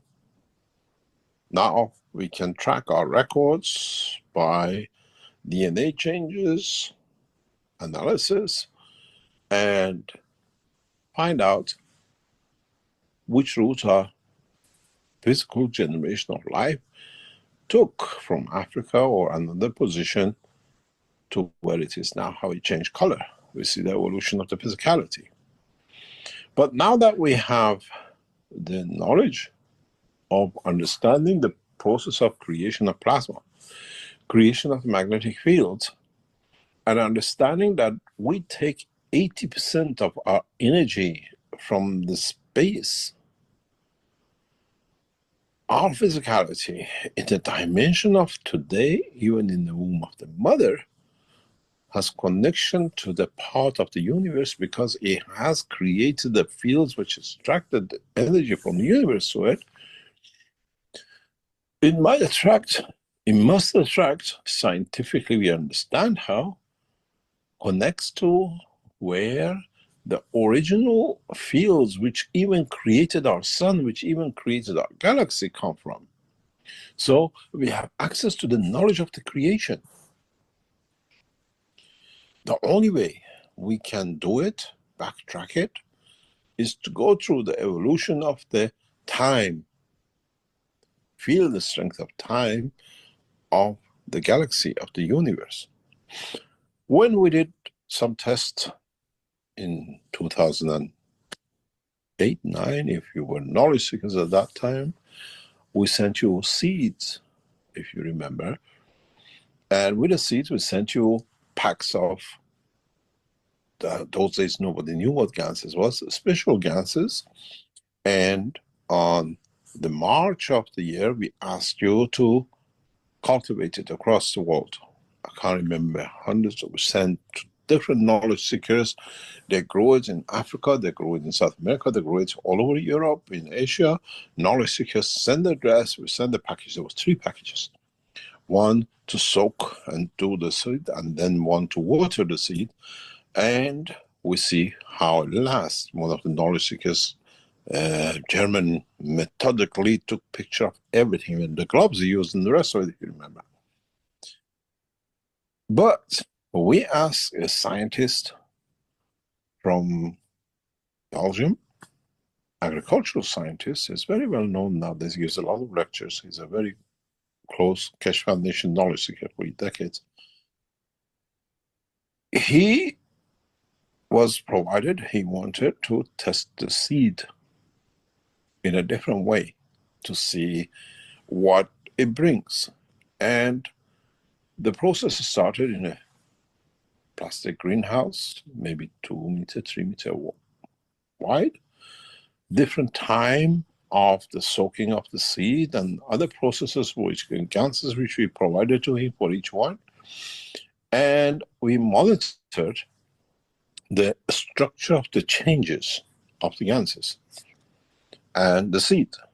And a specific seeds combination, they're all the same.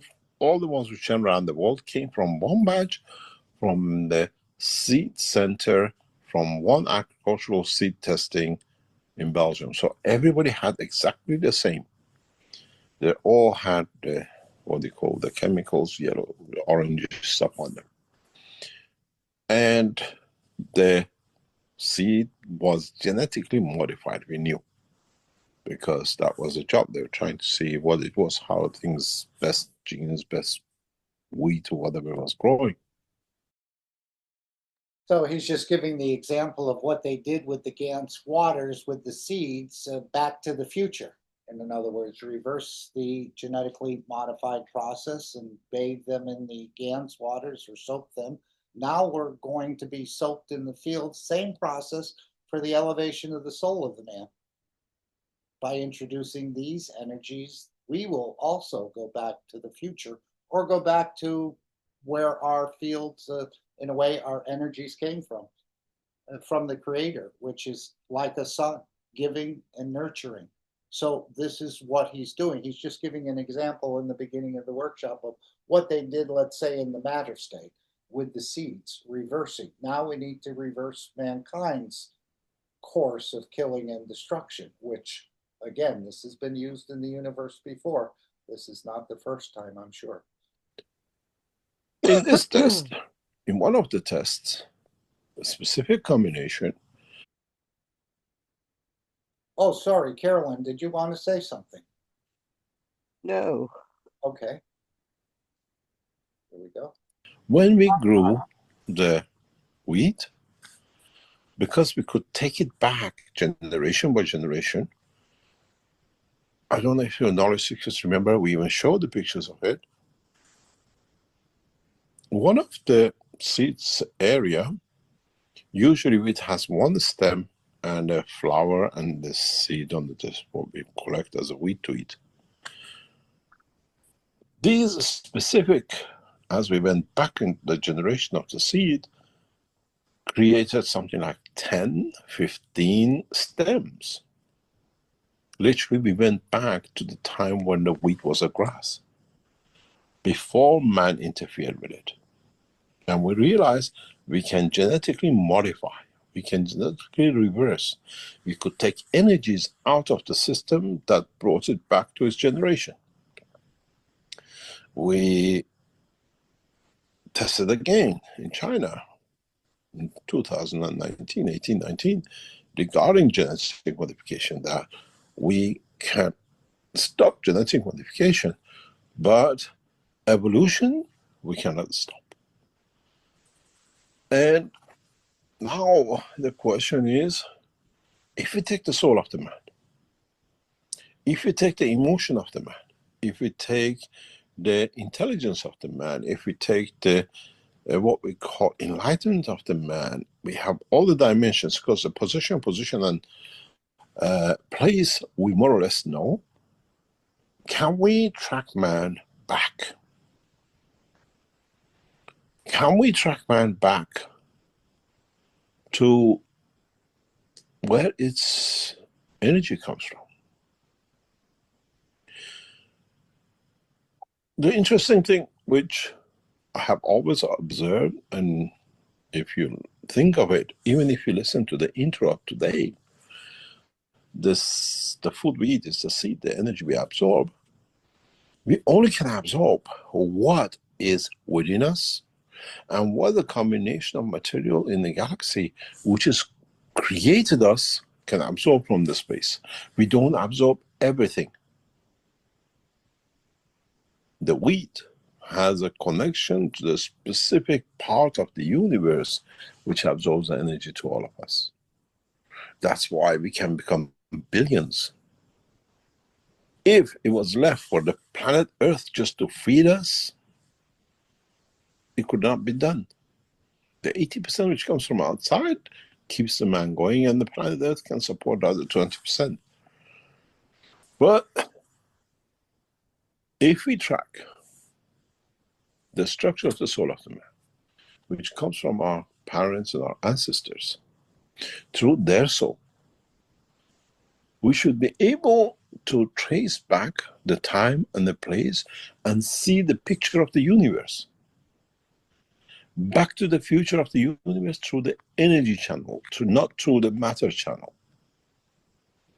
And if we can develop such a technology, which we can, one day we'll show you the pictures of it, how we do it, and then we can see where our ancestors from the energy came, not from the matter. Click to start immediately. Your browser is loading Why slowly. we yearn to go to space? Is that yearning hidden way for the man to find where he came from when he got educated with the knowledge of the universe on the matter state? Or have we matured enough to reach to that point at this stage of man's development and the knowledge of the universe? In a way, our knowledge our technology, our structure of the understanding of the plasma technology. Does not matter who does it. Does not matter, is it Keshe Foundation, is it CERN, is it another organization? Not to look to create only energy out of the plasma, but understand the structure of the plasma, that by connecting one field of the plasmas, doesn't matter in your reactors, in our reactors, in CERN's reactors, where we create the plasma of the right combination, can open the picture of the universe. We understand how and why. We know this line exists because we get enlightened through it. Because we receive knowledge of the creation and then we add to it when we have the tools of it, and it works. For sure, microchip is not invention from man's side. It's not innovation by man only. Our brain is the best microchip. But we haven't understood the energy use. And with that, not only we have the memory of us, our ancestors, in the dimension of the soul, we carry the memory, the fingerprint of the creation, even the creator within us. If you remember, I always start from the center, always there's a connection to the creator. Can we see the picture? Can we now understand the creation of the time on the physical side and the energy side within the structure of our system, within the structure of our soul, create the time travel in the dimension of the soul, and see how even the universe got its intelligence? This is not a dream. This is something, because very soon we open this door of knowledge. And then you understand the picture of our ancestors. We look today, if you look at the Darwinism explanation, start with a monkey, an ape, or whatever, it ends up to the man. We see the way the structure of our soul started from, which led to the physical dimension of the soul of the man, which the interaction of the environment led to the manifestation of the man. And then this brings a question: are there other creatures in the universe which went through the same path that are like us? They carry part of the DNA, of the energy of the plasma of us, but because of the environment they brought up, they look different. We say 95% or 99%, 97%. A mouse is like a man, a rat is like it has a DNA of the, what do you call it, of the man, amino acid combination of the man. This animal is 99% like the man. But what we measure, the strength field soul, the soul of the man, and say, this creature in this part of the world come from the same source in the part of the evolution. Even though if you go backward, it goes to the creator. They're literally, more or less, all the creatures of this planet come out of the creation of amino acids, which is the father of the creation of life. If you change the position, it becomes protein of the dog. If you change the position, it becomes a plant. So if you change the position, it becomes a fruit, and the rest of it. What we are destined for, because we are becoming very good understanding the physical dimension of the man, the DNA of the man, and everything else, it's time, now that we know there's a parallel energy, to understand our ancestors through the fields of the universe. Okay, that's quite deep and quite profound, but it does sound like we're going back to the source, and I think it's the source of the correct behavior, perhaps. We'll go back and it's the behavior that's going to change. This is what we'll see. As he said, we're here to modify your DNA.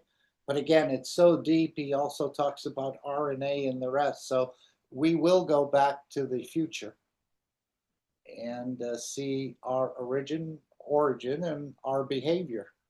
And I think this is what will this is what everything will be changed with, that different energies or combination of energies, all these structures of amino acid will change its position or be able to absorb more energy without killing. And it does seem like a monumental task, but with the right amount of energies, we all become enlightened and become peaceful, and become nourishers and the rest of it, teachers showing it. But we still have a ways to go, but it's almost like a gift. As he said, the brain is a great microchip, but these microchips we didn't just develop on their own. Partially we did, but partially it's probably been gifted to us, even to bring us to this point. As he said, the best thing that's happened are the satellites and the crypto. Any thoughts or questions that anyone would like to ask or pose? Otherwise, we're going to go to the Dome of Peace, where again, we're using our MAGRAV systems, the physicality, the soul of physicality, and the soul of the man. Maybe the physicality is not so much involved. This is what I take from a lot of the teachings, as we're multitaskers. You can be hiking or biking or doing whatever you're doing and still participate in this Dome of Peace every day at 9 p.m. Central European time. So we continue this process, one for the physicality to do something and the other for the soul. The first one is using the Gans waters, which again, every Sunday, which today is Sunday, at 12 or 18 p.m., we release Gans waters into the environment. And again, we put our good intentions in there, but even on their own, I think they know where to go, they know what to do, and they bring balance and energy to the soul of the planet. So it's not like we have to do much other than create a Gans and take the water of that Gans and release it. It seems to know what to do on its own. And I think our soul also knows what to do on its own when we're given the correct, or if the correct energies are introduced in the environment. So here's the first step. We invite you all to participate in this process. Let's just see if we can bring this screen up. This is part of the energy work of the Universal Council, and it's through the wish that we're bringing the peace, sort of speak. It's through the wish and not so much through the physicality. So you're invited every day to participate on the soul level. It's not a physical meeting in Zoom or Telegram or anything else, but if you're looking for that, we have that as well. For the elevation of the souls of all leaders and the soul of totality of the Keshe Foundation, creating peace in everything that exists. And of course, the Brazilians have been faithfully doing this on a daily basis to, again, create that energy that's needed. And we're just trying to raise the collective awareness. So you can see all the different ways of joining this meeting. Wednesdays at 6 p.m., but every day as well. The daily intention is at 1 a.m. Central European Summertime, 2 a.m. at Central European Summertime. So you can join this meeting. It's usually fairly short, under an hour. You can participate on the silent line of communication, or you can interact after they've done some elevation of the souls of the world leaders. I mean, it's just amazing that we can reach, and we know we can reach because the Creator is the basis of all of the creation. So whether that entity is in the dimension of energy or it's in the physicality, we can reach because the mother connection we have is through the soul of the Creator. So we're already all connected. This is what he's trying to emphasize as well. But we do need a lot of elevation, myself included, especially the world leaders, he said. They are quite low, and we're probably quite low as well, as we haven't seen killing an apple or any other sort of entity as a problem other than the man. So we're becoming enlightened to this process and realizing that we don't have to kill or destroy the love of creation. We can be observers and participate that way and still absorb the energies we need. So feel free to join the Brazilian team, become part of it, or spread it to others who speak Portuguese, but it's usually in both languages. So if you're an English speaker or Portuguese, or if you're just there and you're speaking German and you don't understand English or Portuguese, you'll be welcomed as well, because this is all going back again to the energy level. So just wanted to show that. And again, it's up to you to join on this time and position where, again, you can take 1 nanosecond or 1 minute or whatever you'd like, and then extend the process throughout the day, throughout the week, throughout the month, and become that, in a way, satellite system that without any matter state involved, without any physicality involved, we can bring the elevation to the others in a way. And of course, as you nourish the others, you become nourished and you become enlightened as well. So feel free to participate in whatever shape or form pleases you. So let's go to our first step of the Dome of Peace, as I said, is releasing the plasma water. I don't know if anyone wants to read this Dome of Peace. Anyone want to offer? I will With a nice read it voice. for you. Okay. This is what came in and what is now become a pattern. This is from a guy, I don't know him, but he says, please remember this Sunday and every Sunday from now on, till we raise the soul of this planet to a peaceful planet. Keshe Foundation knowledge seekers worldwide will spread the gas waters around the world at 12 p.m. Central European Time and or 18 p.m. Central European Time every Sunday at the same time as they choose which time to suit them. Thank you for participating in this greatest movement by the soul of the man to bring about the peace on this planet as the permanent feature of the life of this planet. I was just thinking perhaps in the future they can actually have some sort of video or something when you release the plasma water, what it does and what it interacts with and how it sort of balances things in the environment or even adds energy to the soul of this planet. I think that'll be visualized at some point in the future on some sort of video perhaps, but we're just, again, thinking about how this can actually affect the whole structure just by releasing the water. And Mr. Keshe jokingly at one time said, when they were talking about the release of Gans water, he sort of chuckled and said, yeah, this is how you take over a planet. So perhaps it's laying the initial fertilizers or the initial level of bricks down in a way and getting more people involved in this process. It's something for your physicality to do. Now we'll move into something for your energy center to do. And this is the collective work of the souls, again, meeting at the 9 p.m. hour on a daily basis until we reach that permanent, peaceful position on this planet. And then we extend it, if need be, across the universe. Anybody wants to read the Dome of Peace? I mean, beautiful souls. Here. Okay. I'll read this beautiful presentation of Dome of Peace.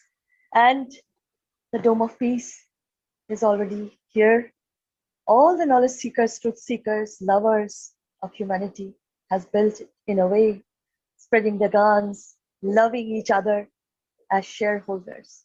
So I will read this as please remember every Sunday from now on until we raise the soul of this planet to a peaceful planet, Keshe Foundation knowledge seekers worldwide will spread the Gans waters around the world at 12 p.m. CET and or at 18 p.m. CET every Sunday at the same time, as they choose which time to suit them.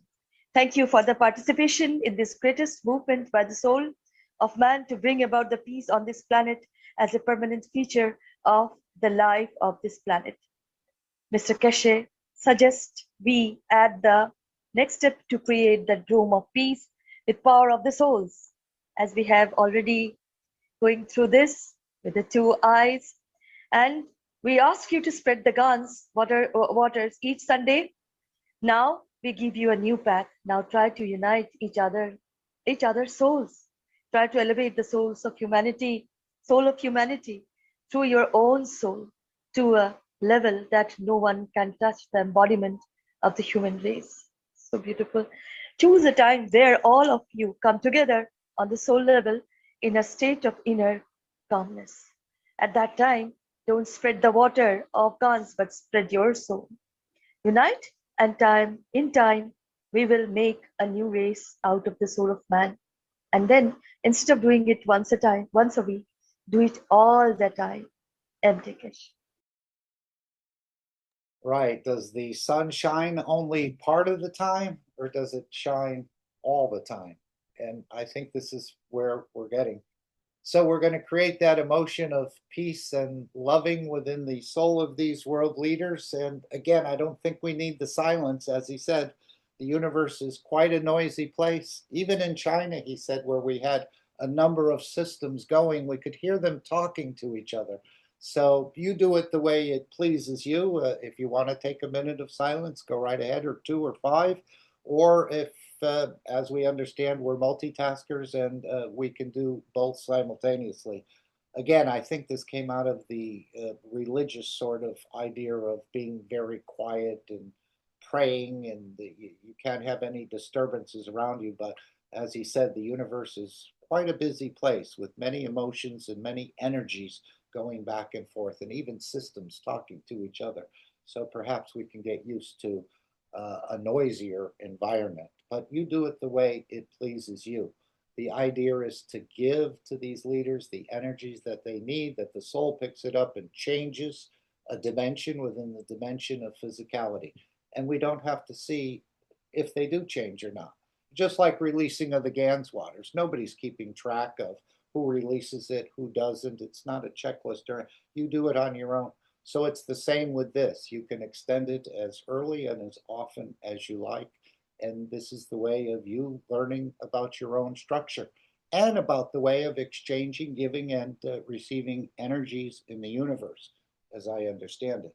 So thank you all for participating and your continued participation. We're trying to raise the collective awareness of humanity that the souls decide, not the physicality. And this is what we're reaching. And once we reach a certain level of energy, I think we'll see things change. But we're not on our own. As we just explained, there's many other energies, the sun, other things, other systems being set in motion on this planet to bring certain energies to allow this to happen. All we have to do is wish it. So we thank you again in advance for your participation in whatever group you participate this in.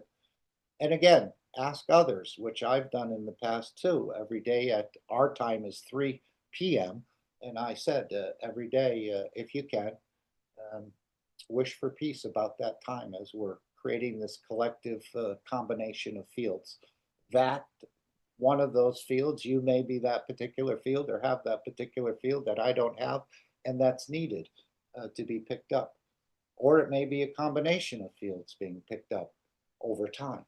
So we'll stick with it, and this is the idea. We're learning about ourselves, and we're also elevating the others, just like the sun elevates us in a way. And it's shining all the time, even though we only see the sun half the day, or approximately half the day.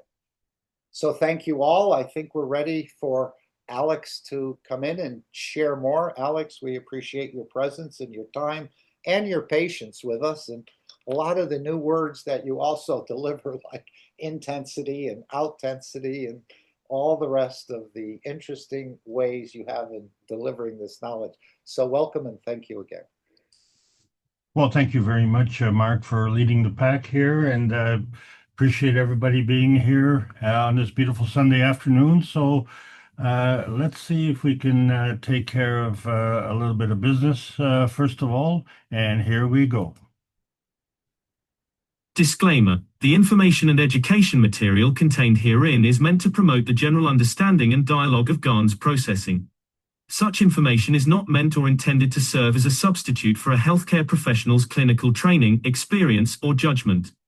For patients and individuals, such information is not to be a substitute for professional medical, therapeutic, or healthcare advice or counseling. For medical issues or concerns, including decisions about medications and other treatments, readers, viewers, listeners should always consult their physician or, in serious cases, seek immediate assistance from emergency personnel. Prescription information, procedures, and use of medical devices information should be undertaken only by properly trained and certified medical personnel.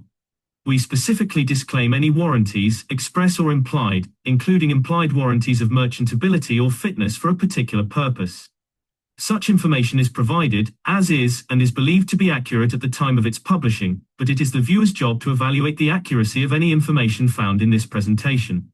Every case presented is of their own experience, applied by themselves for themselves, and it applies to their case only. Every person experiencing health problems should seek professional medical advice and consult their course of treatment with a doctor. The processes of plasma balancing described herein are a natural process which supports the body but does not replace medical advice or therapies one is already subject to.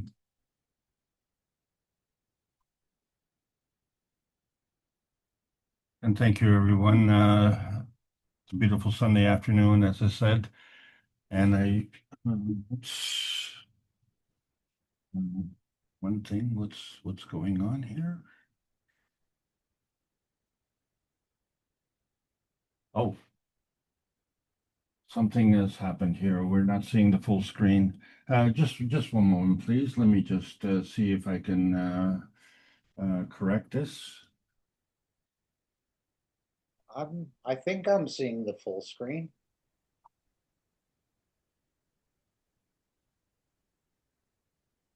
You are? But I'm not sure exactly what you mean by the full screen. I see Mr. Keshe's picture. Give me a second. Let me reset it. Okay. And then maybe. No problem. We have all the existence in the universe. We're not rushing. Okay, just one moment. We'll try this again.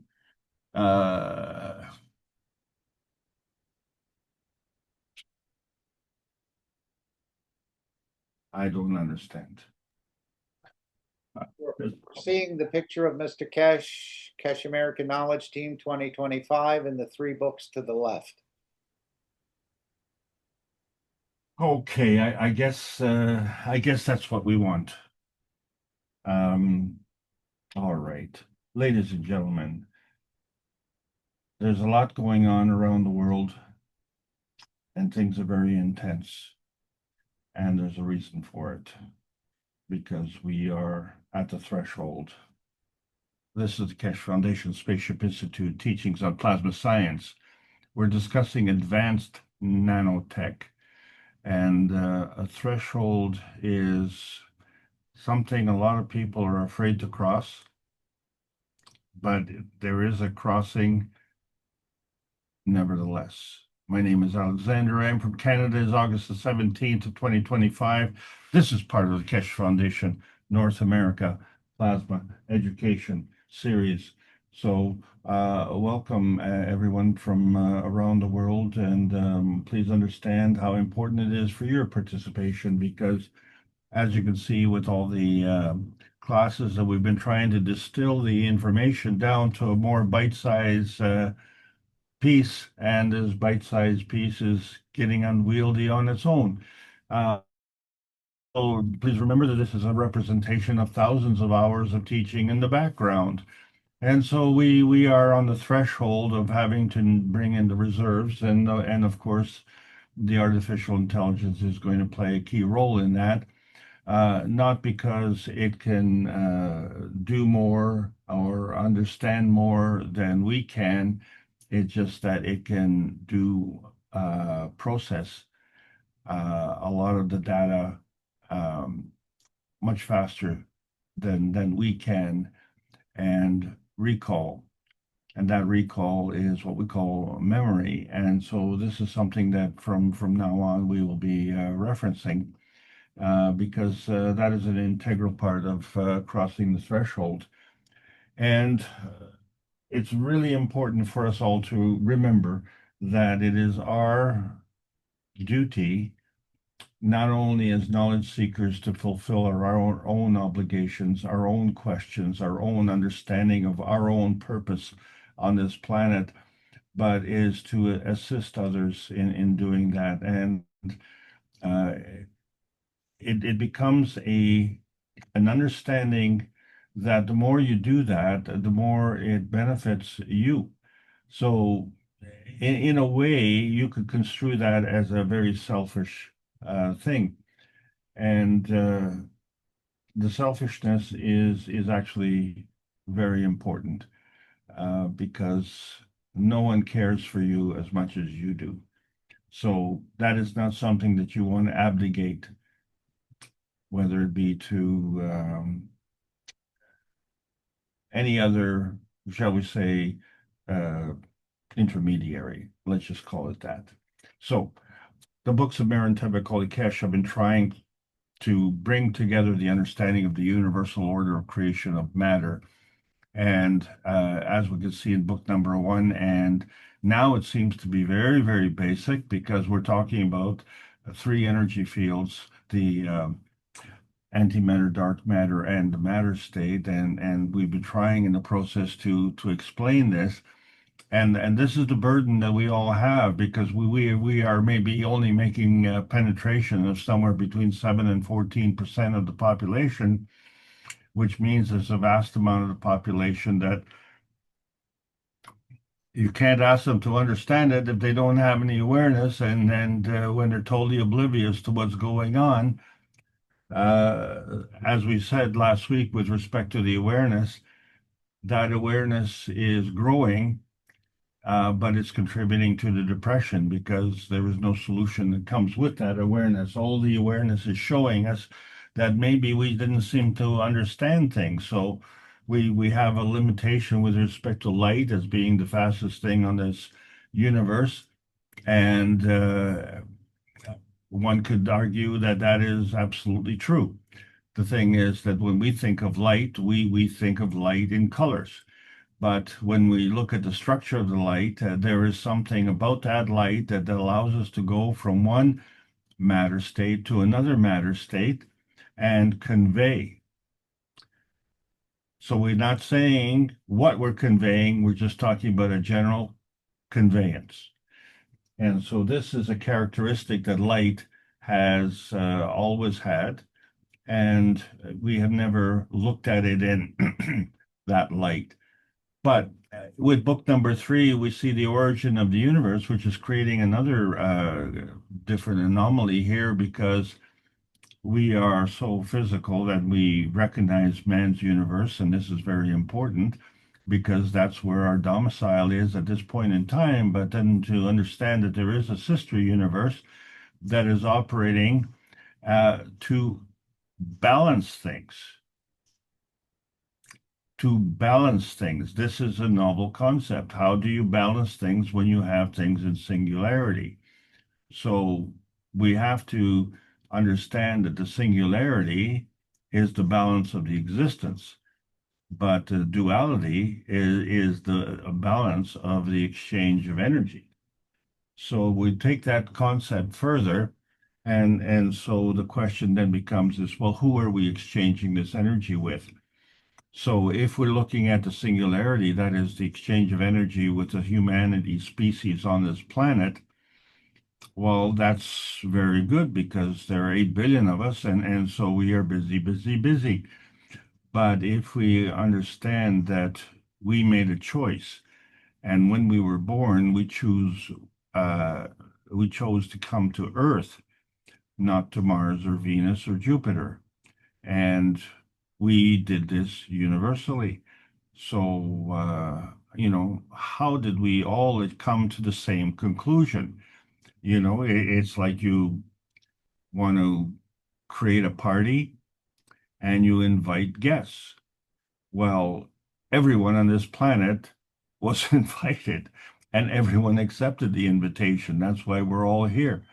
So, I don't think from experience that we have ever had a chance where we've invited people to come and we get 100% turnout. That's that just doesn't happen because we all make individual choices, and yet the humanity here has made 100% turnout. So the problem, of course, is that that was our choice, and there are a lot of people who think that once they made that choice, there are, shall we say, a little bit indignant that you have made that same choice. So we see that in something so simplistic. Let's say a woman wants to decide what to wear to come to a party.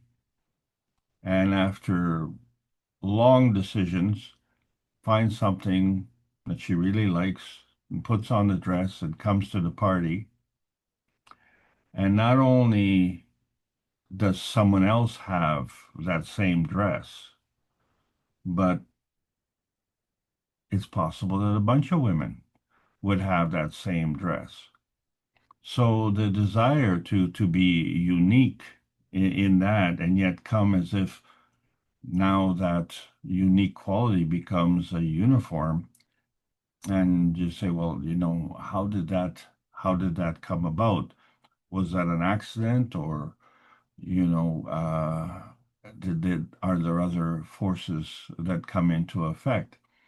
And suiting our fashion fancy, is an important part, and we all like to display our individuality, despite the fact that we are operating as a collective soul. So how do we rationalize this? And then this is the challenge. Some people have decided to make choices for us. They have given us commandments. It's a little bit unfair, don't you think? Because we don't have any commandments for the dogs or the lions or the giraffes and fish. I think it would be a novel concept. We should look into the prospect of, issuing commandments for rabbits. Thou shalt not hop. Whatever. It is almost an insult to have these commandments. And of course, that stems from the fact that they lead to a kind of life that it resembles the kind of peaceful life in the universal community. So from that point of view, that's a good thing.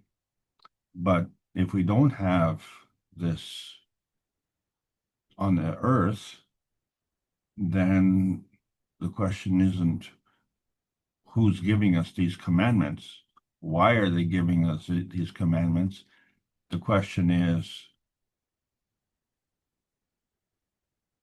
if we're born with the understanding of these commandments and we don't follow the guidelines, and then we are reinforced by having these commandments written and we still don't follow them, then we lead to this problem that we have on this planet. And it's really confounding because this particular one is one of the things that bothers me, because it says, thou shalt not lie. And so the implication, of course, is thou shalt not lie to somebody else. But what if that somebody else is you? And you say, well, how can you lie to yourself? You would have to be other than yourself to be able to lie to yourself, wouldn't you? You would have to see yourself as a separate entity. How can you see yourself as a separate entity when you are a singular entity? And so in order to understand that question, we find that the conventional physics cannot cope with that answer, but the plasma science can, because we're finding that we are in many ways a hybrid species. And when we say a hybrid species, the implication is a coming together of two different species. But in the plasma science, the coming together of the two souls is really what it's all about. And it's an imperative because it causes existence. And that existence has to have a place to exist. So this understanding of the coming together of these two fields is at the root. So there's a relationship between these fields, and it follows a plasma rule. That plasma rule is the higher strength feeds the weaker strength. So now we have a flow, a direction of flow, an intensity of flow, as opposed to the higher strength eats the weaker strength, which is kind of the point of view that dominates this planet. And so that leads to a conflict point. But we can change that point of view and say that that conflict point is actually a binding zone. So whether you are within that zone and you want to fight, or whether you are within that zone and you want to be complementary, either way, it becomes an inertia density manifestation zone. And so we call inertia density manifestation physicality. And that's what it is. It's a manifestation. So therefore, it has a substructure. And that substructure is what we've chosen to ignore because it kind of really messes things up in terms of our point of view. So let's be very simple-minded and say, okay, well, we need this energy binding for self-serving purposes, right? For sustenance and existence. And so that becomes our dimension point. And let's forget where we got this energy to bind ourselves in the first place. Let's just steal it from others. And in fact, let's, make sure that we're very efficient. So we're lie, cheat, steal, and kill at the at the expense of others. Excuse me. So what happens to the others then? They become deprived of their, shall we say, stream of energy to facilitate this energy binding. And so it automatically creates a deficiency. And in the process of that deficiency, that creates a domino effect, if you can understand that. And that domino effect, now we're finding out, is not restricted just to the humanity species. It is also, we are part of the horizontal species, and they themselves also have this energy binding at the expense of others. And we call it the trophic classification. In other words, the larger eats the smaller. And so we go through stages, levels, and yet when we get to the largest mammal on this planet, a whale, it seems to dine on the smallest when it has a choice of everything else, which is smaller, and it goes right down to the level of plankton. And so isn't that kind of interesting? One could argue that since plankton is smaller than everything else, then everything could dine on it. And maybe they do, but not in the sense that a whale would do that. And so there's a reason for that, and it has to do with the relationship between oil and water. And so this oil and water doesn't mix.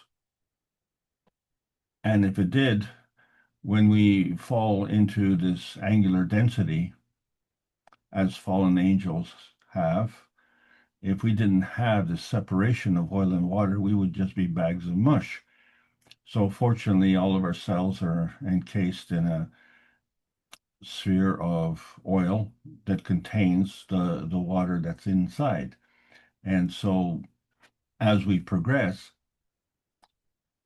to represent the falling, we see that we can increase the density. And through that, we increase the pressure. the result is increased gravity. So the closer we get to the ground, the more gravitational it is. And as we progress through that, we see that we get this momentum. And so we find that this angular momentum equals the moment of inertia times the angular velocity.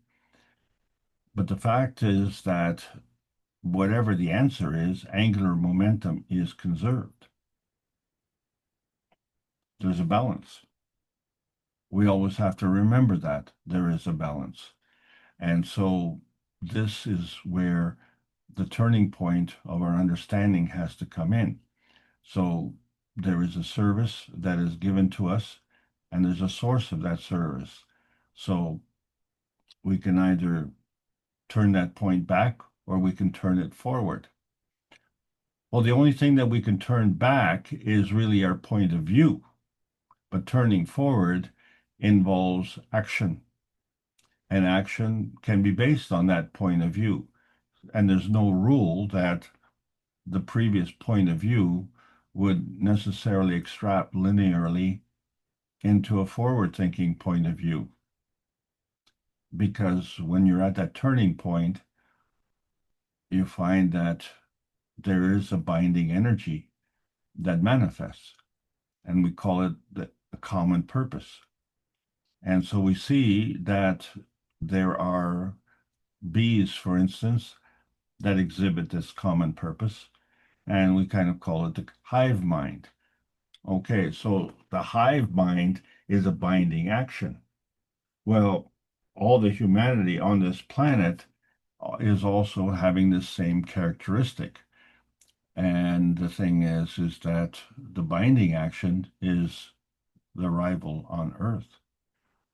So it doesn't mean herd mentality or hive mentality or conformity and yeah, we all go to the same party and we all wear the same clothes. The hive mind has to do with understanding the benefits and limitations of our domicile, and that is Earth space.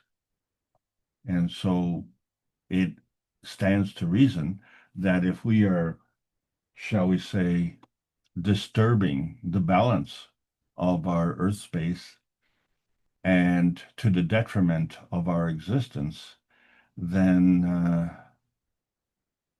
if we can't do something about it, just becoming aware of it leads to depression. But with the Keshe Foundation, we are in a position to be able to do something about it. But we can't do it in the state of physicality. We can do it in the state of the plasma science, which mimics this hive binding action. So when we look at books, we say, well, there are authors of books. And so the books of plasma science are authored by Marin Tepekoli Keshe, but many of us are just bookkeepers, and what we try and do is to balance our books. But there's another balance of the books in the business of life. So financially, we like to balance off our income and expenses and come up with a profit. But in the business of life, we have a gravitational income minus the magnetical expense, which is what we give out. This equals our inertia point. That's our existence. So this actually equals a threshold point. And at that threshold point, we can be a profit or we can be a loss. And we have to make that choice. It all depends not only just on our point of view, but our point of acceptance of that responsibility that we made in the first place. So when we talked about this herd mentality, the question is, well, who awakens the people? And so, we've been feared into our understanding that, Big Brother is watching. This is all part of the fear mongering. And we liken our mentality to that of a hive of bees or a herd of cattle, or even a gaggle of geese.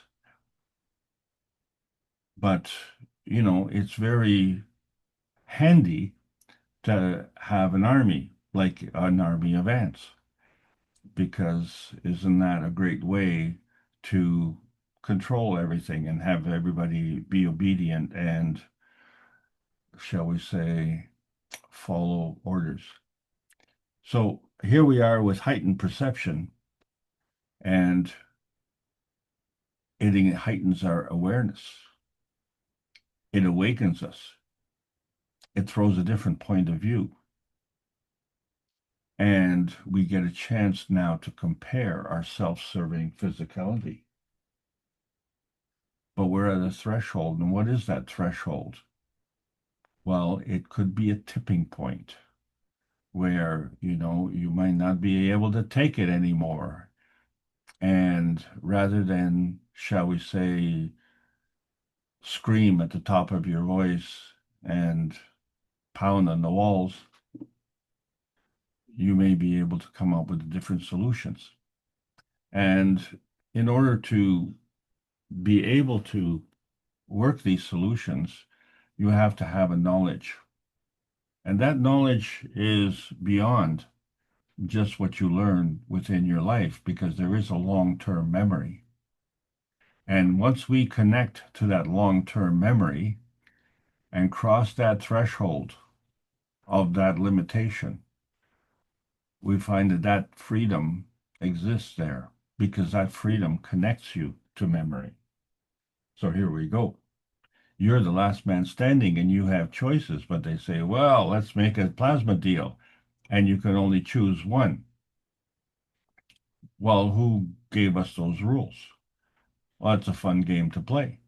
But we can see that the plasma deal transcendence allows us to have an x-axis emission, a y-axis emission, and a z-axis absorption. So the emissions are magnetical and the absorption is gravitational. And we already know that there is a pro forma exhibiting this type of action, and it's called our brain, and it has two rooms. We call it the bicameral mind. And so these two hemispheres of the brain work together, and they function differently from other parts of the body that come in pairs as well. And you say, well, the heart is singular. Well, is it? If the heart is responsible for the red blood cells, the complementary organ would be the liver, which is responsible for the white blood cells. So there you have, you have your duality. And when we look at what we were able to see pictorially in the 603rd Knowledge Seekers Workshop, we see that there was a vertical alignment between the soul and the soul of physicality and the physicality, a straight vertical alignment, and it came together from this enhanced awareness, and that created a charge. So that charge combines, amalgamates, and strengthens through a polar energy, which allows it to emit, and we call that emission magnetical. And then the balance of the, shall we say, the sphere of influence, the energy sphere, because energy is always in motion and can't be stopped, it has to be put in a field of rotation. And the strength of that field is determined by the speed, the strength, and the direction. And so that becomes gravitational by its nature. And so once you have this pattern, you can give energy and receive energy. And so that is what the charge is, because energy is always positive. So the attribute of positive and negative to energy is a non-starter. Positive and negative implies a charge, implies a direction of flow. And that flow is based on the plasma rule of the higher strength feeding the weaker strength. So you as the last man have different kinds of choices. You could have two. You have to choose at least two. And so that combination has to be either magnetical or gravitational. That's the key. And how do you know which one it is? Well, there is a way to know because of the existence. If there isn't a balanced field, then it doesn't exist. But if it's perfectly balanced, well, it didn't exist, but then it becomes invisible. So this is the problem that we're having. There is a non-visible function when we interact plasmas with different field strengths and call it like a free plasma energy, and it's based on where like poles repel and opposite poles attract. And so when you choose two, well, you could choose two magnetical and two gravitational. That gives you 4 doors to choose from. And that kind of makes sense, doesn't it? You know, so you have an emission pole from one field and an emission pole from another field, and then you have an absorption pole. And conversely, you have an absorption pole from one field and an absorption pole from another field, and that gets fed through repulsion. So we have a lot of interaction possibilities. And in that process, we create this plasma attraction point that is a sum of the whole.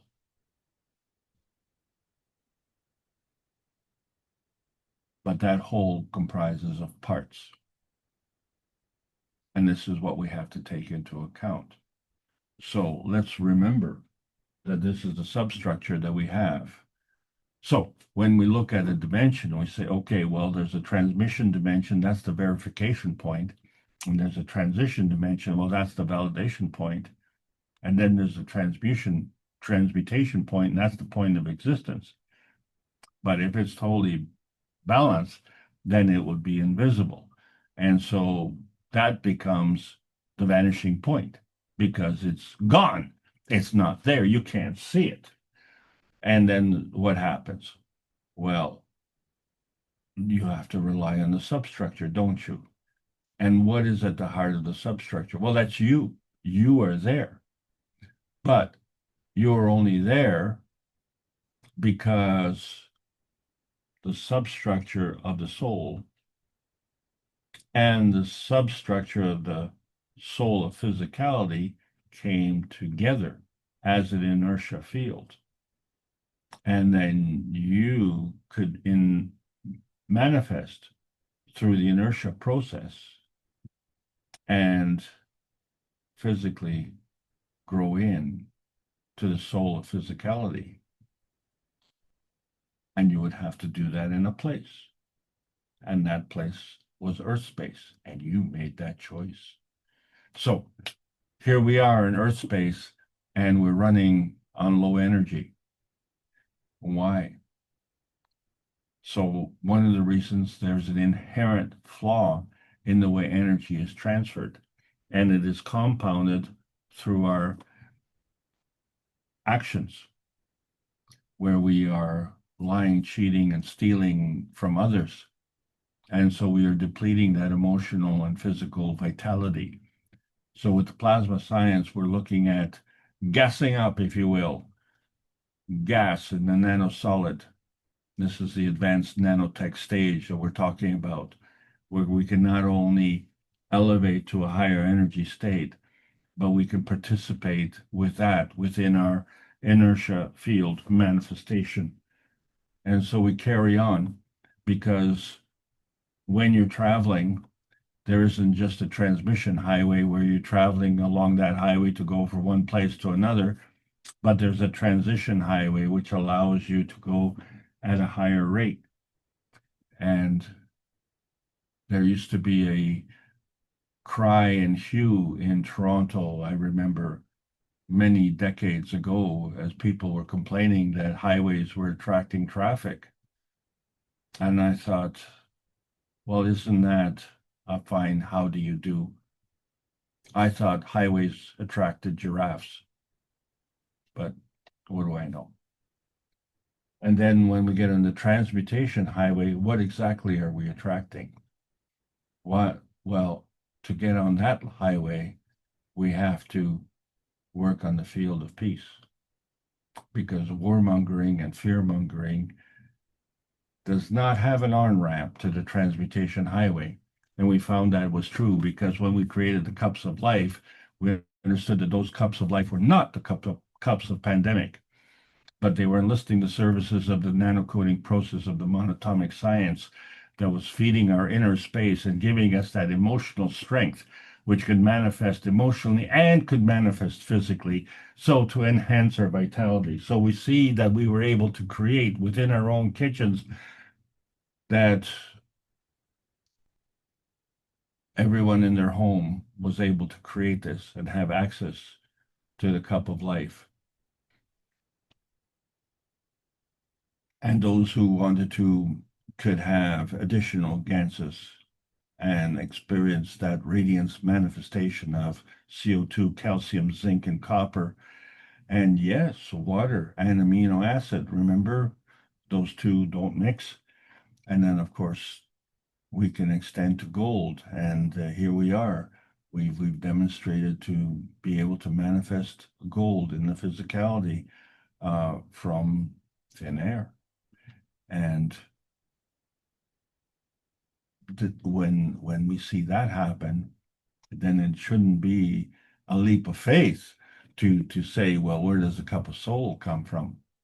So we see that each cup, whether it's emotional, physical, or the cup of soul, has a magnetical gravitational relationship. And once that is established, the soul is right at that threshold point. When the cups come together, they act as a collective in unison, and collectively they have a magnetical gravitational relationship and the soul. So this is one of the dimension points. And then we mentioned the brain and how it has two hemispheres. So you have the one hemisphere and the other hemisphere, and they're representative of the emotional zinc and the physical copper, and the carbogen, which is the connection to the universe. And that is what's coming through our brain. And so we have the sum of 1 + 1 + 1 gives you 3, but that doesn't just stay in the brain. We have the gravitational manifestation of the inertia field of physicality. And the Earth has done the same thing. It has its own grand central station of Earth Ganses, and each and every element on the periodic table of elements has a Gans. And each of these Ganses exhibit a different color in even, shades of similar colors, subtle differences.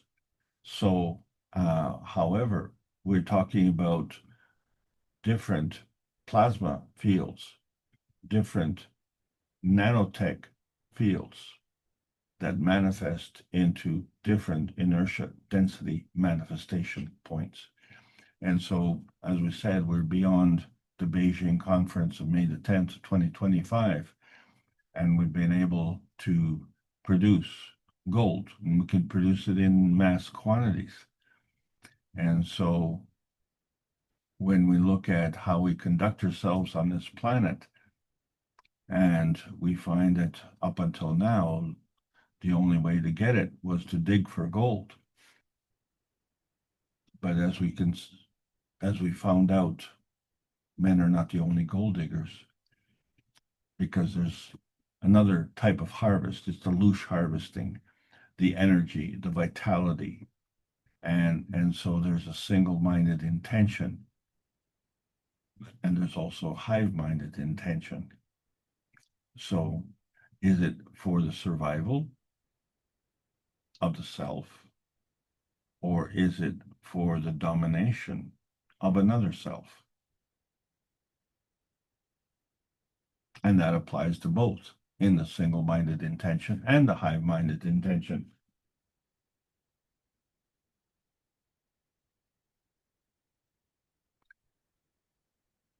So we're talking about an alignment.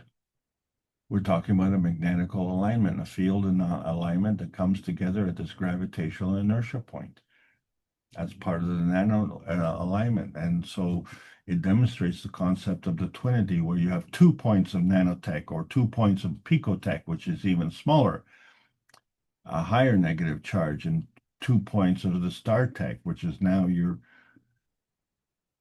tetrahedron. And you bring these stars together and you have the twinity of the nanotech. And this is how we've progressed. And so that helps us understand the levels of magnitude, because the levels of magnitude involve a tenfold change in the energy structure. And so when we look at the one basis, the singularity, well, we find that we can have more than one. And the balance of is that we can have less than one. So if we're dealing with more than one in a comparable sequence, we may say, well, giga gives us 10 to the ninth. But if we look at the nanotech, and it's 10 to the minus ninth. And so there's a balance just in that. But we find that each one can move. And it's not necessarily a one-to-one. It can be even more complex. So there are multiple turning points. Fundamentally, you're looking at the relationship of the magnetical gravitational relationship in orders of magnitude change of position, and still maintain that essence of a maggrav. And that maggrav could be physical or non-physical. And this is the point that we have to understand. This is why the conservation of inertia is more important than the conservation of energy, because it transcends these various energy transfer states. And we find that, let's say we were in the GAN state and we want to balance one side to the other. But what if we were to transcend different energy states, say between the GAN state and the nanostate? You still have to maintain that balance. You still have to rotate around that turning point, that equals thing, where one side is equal to another. But it doesn't mean stagnant. It means the point of energy flow. And so we can extend that even further to take more into account. So let's just look at a generic star core component, and we see, well, the base is gravitational and the point is magnetical. And so now we have an orientation. But then we have this Gans point that comes plasmatically right at the core, and that core becomes more gravitational. But what's interesting is that this Gans has many, many tiny points. So many more than a pico point. So now it is an aggregate, a collection of many points. And so although there are fine points, but because there's so many that come together, it gives you another point of view. And that point of view is like a little star, like a little sun. And it continues to give energy because it now has a containment, a Gans containment, where it can give and take energy. So that energy then has to cross a threshold. And so if you're crossing that, that means there are two sides or 2 points of view. So you have to bring things to a head. But if we know that like poles repel, then there's something that's missing. And that is called that binding point. So when you bring that, it's an arbitrary point of view because we have these loose ends. They are apparently terminal, but they're not. They're connected to something. So by definition, we haven't been specific enough to do that. But something is always something as opposed to being something else. And it all depends on how we engage with these loose ends. At that point, it's no longer an arbitrary point, but it is a differentiated point. So we have this dynamic plasma relationship where we have this horizontal transmission and this vertical transition. And so that becomes the Earth space point within the Earth space field. We need to have this field in order to have this inertia density manifestation point. Without it, we're in no man's land. And so when we look at that field, we have to see that it is a radiance pole. And of course, there's a pole flipping. It has to be flipping because there's a feeding radiance and there's a feedback radiance. And as that vertical emission goes out and around, that is a magnetical plasma that is operating on a magnetical basis. But in order for it to move, it has to move towards a gravitational basis. So that magnetical plasma has to then flip its pole to become gravitational. So the whole process of moving is flipping back and forth, magnetical, gravitational. So as you give, the other receives, and as it receives, then it can give, and then as the other one receives, it can give, and so it goes, and then you call that the domino effect. But this is a giving unconditionally with abundance, as opposed to self-serving at the expense of others. So when you look at the star core inertia point, that becomes your gravitational inertia point, and that's your manifestation of that point of view.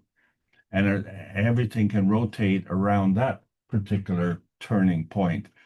And so that inertia point then becomes another point of containment by bringing all of these points together, which are all overlapping. They're all differentiated, but when they come together as an inertia point containment, now they develop a personality, and that is unique to the contributions of each and every one of those inertia points. And that's why we have 8 billion people on this planet who are all contributing to this inertia point hive, which we call our humanity on this planet. And so we're all differentiated, but we're operate in one-dimensional, two-dimensional, three-dimensional layers, star-dimensional, and observer dimensional abilities.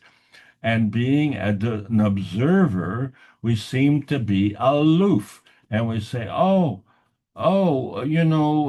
we are just casual observers and we're not participants. Well, so sorry, but you cannot extricate yourself from the universe. So wherever you are there, and you are part of the universe. But as an observer, you get to learn, and you get to react, and you get to make that choice. How much do you want to be involved? And most of us have been conditioned to not being involved at all. But unfortunately, what that leads to is depression and an abdication of personal responsibility for your health and wellness. So this concept of duality is understanding that there are 2 points and they work as a partnership, a tandem. And so this is the fundamental component of the twinity. And this is how you build a foundation. This is where you build that stability. And then we find that the eventual creation becomes the product. So understand that the product of the creation is the coming together of the natural creation and natural decay process. And the balance of the product of decay is the coming together of the natural decay and the natural creation process. So now you have this creation process product, and you have this decay process product. Well, the coming together of those two creates this bonding factor. And because we can't see it, we don't take the time to learn and understand it, then we just kind of fudge it and we say, well, maybe it's there, maybe it's not. We don't know. We don't have the qualifications to do that. But let's face it clearly, since it's there, it is a product that has crossed the threshold, what we call the boundary between the creation and the decay, between the balance of one and the other, between the maggrav, the magnetical gravitational relationship. So here we are in this intent city where we have this range of energy and there's a tension. And that tension is, if it's within, is intention, and if it's out, it's extension. And so the balance between this intention and extension is what we call this hive tension, this hive bonding. And of course, there are many tents in the hive because this all has to do with humanity's goals. And each and every one of us exist through the balance of the intensity and how we intensify and extensify what we are. So the inertia point herding is a bringing together of multiple turning points. So the stars, when they come together, they have to have a relationship, whether it's head to head or tail to tail, and then have a bonding capability that facilitates this maggrav inertia bonding between the gravitational and magnetical fields. So explain it how you want to. Do it as complex as you want to. It depends on your audience. But understand that everything is operating in the duality. So if we're looking at one point of view, which is our carbon inertia highways, and we see that that is only part of the picture, and then there's another part that we can't see, but now we have to recognize that it actually does exist.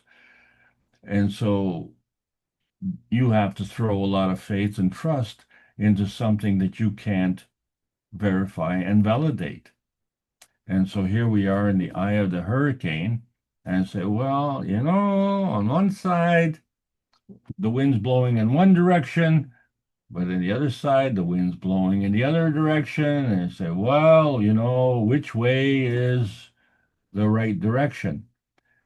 And so we are looking at the manifest condition. Similarly, we have words that are the physical manifest condition of what we try and convey, and we use our ears to hear. But there's a hierarchy in the way we conduct ourselves, because this allows us to have this false detachment. You say, okay, well, I'm an individual, I'm unique.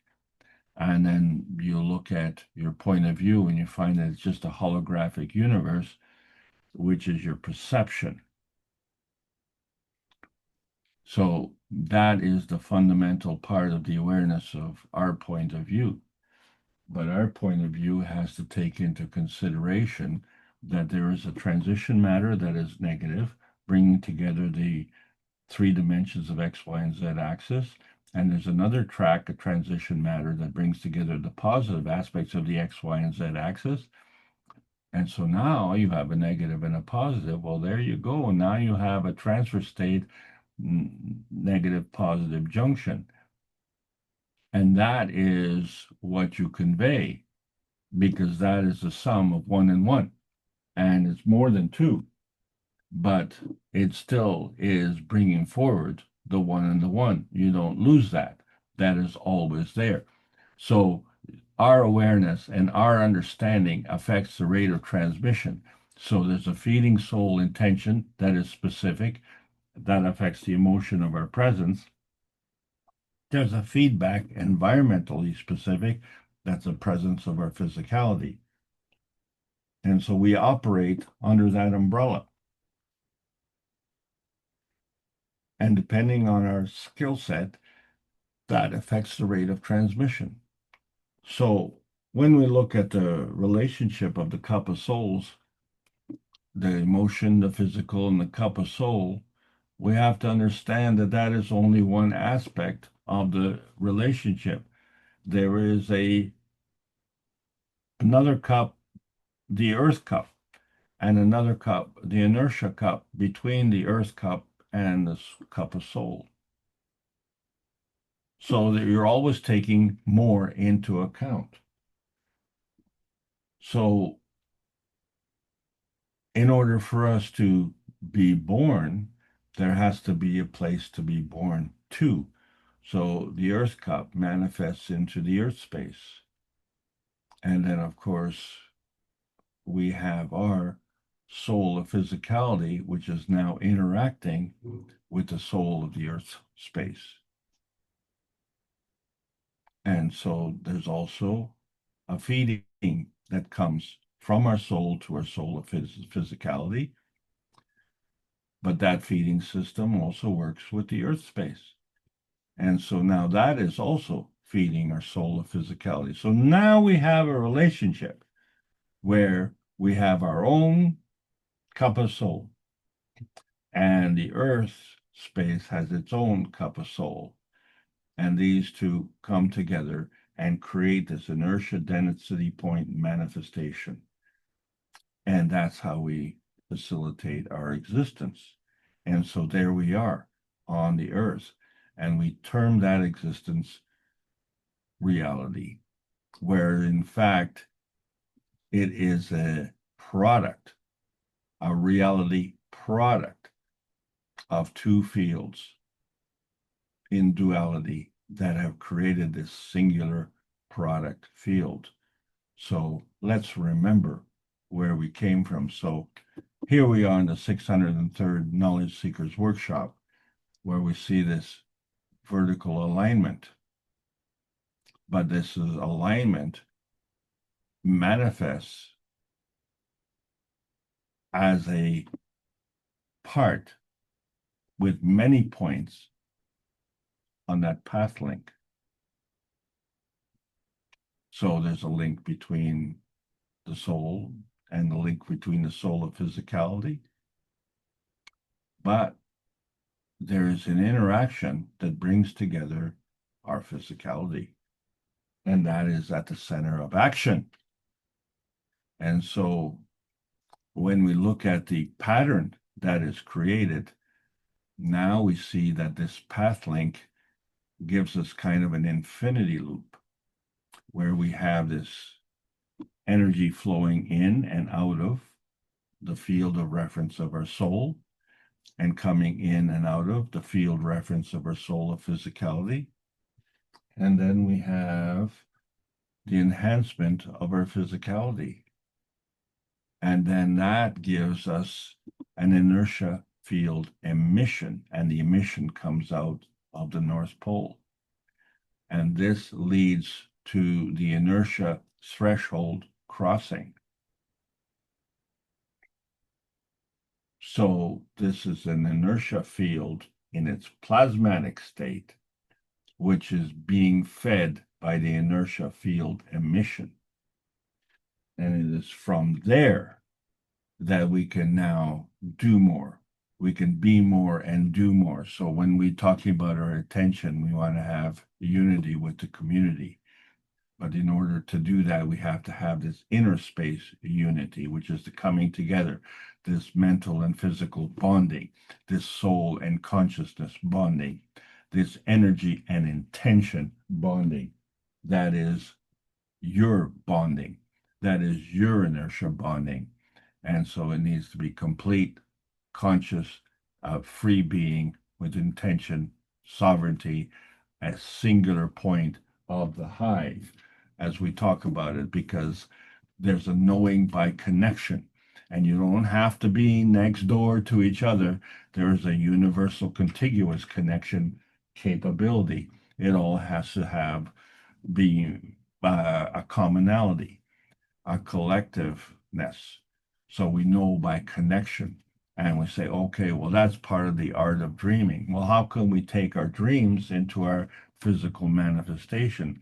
Well, that's part of the plasma dilution science, which is going through the process of the inertia density manifestation. And so with our position in our physicality, we can do this soul crossover because the brain itself is encapsulated with a supragranular layer, which has this enhanced capability of allowing us to continually pass over this threshold and it's only 3 cells thick. And in that threshold, we can go from our physicality to our plasma reality. And so, in essence, what we have is an outbound feedback and an outbound perception, bringing together the X, Y, and Z axis by setting ourselves up as a plasma gen receiver. So that energy can come in and cross over the threshold of the supragranular layer and manifest itself into whatever product that you want. And so what we want to do is to bring universal peace, and not only to the universal council, but the universal community. And do we feel that they need that? Well, yes, because the mission is not accomplished. We are not living in a full, all in peace and prosperity environment. So it's time to enlist those services and cross that threshold. So we have to go beyond that dream state and understand that our soul is that neutron, and our soul of physicality is that sister planet, and our physicality is that little tiny perfect universe we call man's universe. And we don't even get to enjoy man's universe because we're so focused on that little tiny spot we call Earth space. So ignoring the connection, that nuclear connection to that carbogen energy, carbon 14 in all its manifestations, which allows us to have this independent variable diversity.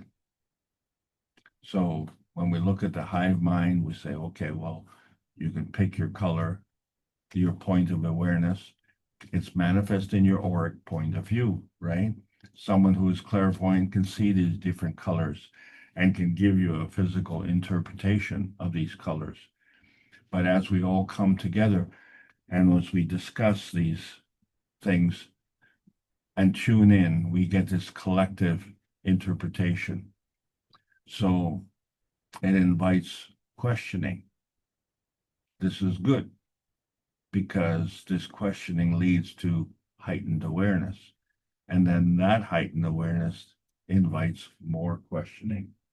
And this is how we can, shall we say, get out of jail.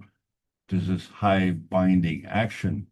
So there's a vertical alignment, there's a path link that goes through that. We've seen the manifestation of the infinity loop and how that works, and the inertia field of emission, which leads to this inertia threshold crossing. So this leads to the awareness of the threshold crossing. And that is now dependent on the rate of collective inertia manifestation. So each of us can individually go one by one, but maybe we can go collectively and speed up the whole process. So we see there's a progression from this nano point, which gets us towards density because it's tinier, higher energy, and this pico point, which is highly gravitational. But bringing together these many points into the Gans point brings us towards gaseousness and leads us to this plasma point, which is highly magnetical. So we have a balance there where we have this power drawing through our gravitational intensity and a power providing, which is through our magnetical outintensity. And so that's how we follow the conservation of energy laws. It's the conservation of the MAGRAV formula. The part we see, the part we don't see. Understand that what we see is a product of this energy portability. So when we're looking at this energy state transition, let's understand that when we talk about elevation, that is moving from the physical matter state, which we are all entertaining at this point, to an energy state. And the inertia is moving from that energy state to this physical matter state, which is one of the and only reference that we usually take into account. So now we understand that this elevation involves expansion. And one of those expansions is to expand our reference to take into account the capability of this energy portability and seek out how this energy product comes to manifest. And we can look within a range, or we can go from range to range, or we can go from state to state. And so we can go through these many potentiation layers. And by changing the susceptibility, we create an unstable energy transition state. And so our responsibility then becomes to guide it. And so we see that even the hydrogen has this dependency by flipping its poles. So we have an ortho-hydrogen relationship and a para-hydrogen relationship. And, a layman could say, well, it's just hydrogen. Hydrogen is just hydrogen, and water is just water. But is it? There's a difference in energy transfer. And if that wasn't so, then the Earth space could not have all these details. So each of their transitions goes through a periodic table of the switchboards going into different elements. And each of these elements are manifest from the inertia density manifestation that follow the same pattern, but they arrive at a different product. And that product still follows the conservation of energy and the conservation of MAGRAV fields. So there are two poles of the stairway. There's an elevation, there's an inertia, and there's a potentiation plasma layer at many, many, many, many points, and that are possible, not just one point. And then remember, as conditions change, relationships change. As relationships change, conditions change. So the only thing that is constant is the change. And so it's very important for us to understand that this nuclear feeding is part of the inertia process, and it's going on all the time. So whether we are the full complexity or we are a fragment of the complexity, we still maintain that gravitational stability and the dimensional portability that allows us to transcend all these different dimensions. So whether it be antimatter, dark matter, or matter state, and you get 1 + 1 + 1 is more than 3, because you don't lose anything in the process. It's all part of the product. It's all part of the process, and it's all there, whether or not you cater to understanding the attraction or the repulsion, in understanding that there's a gravitational intensity, that's part of the feedback, and there's a magnetical outintensity, that's part of the feeding. So that's the difference between the electron and the neutron, because otherwise I can't see the difference because it's out of context.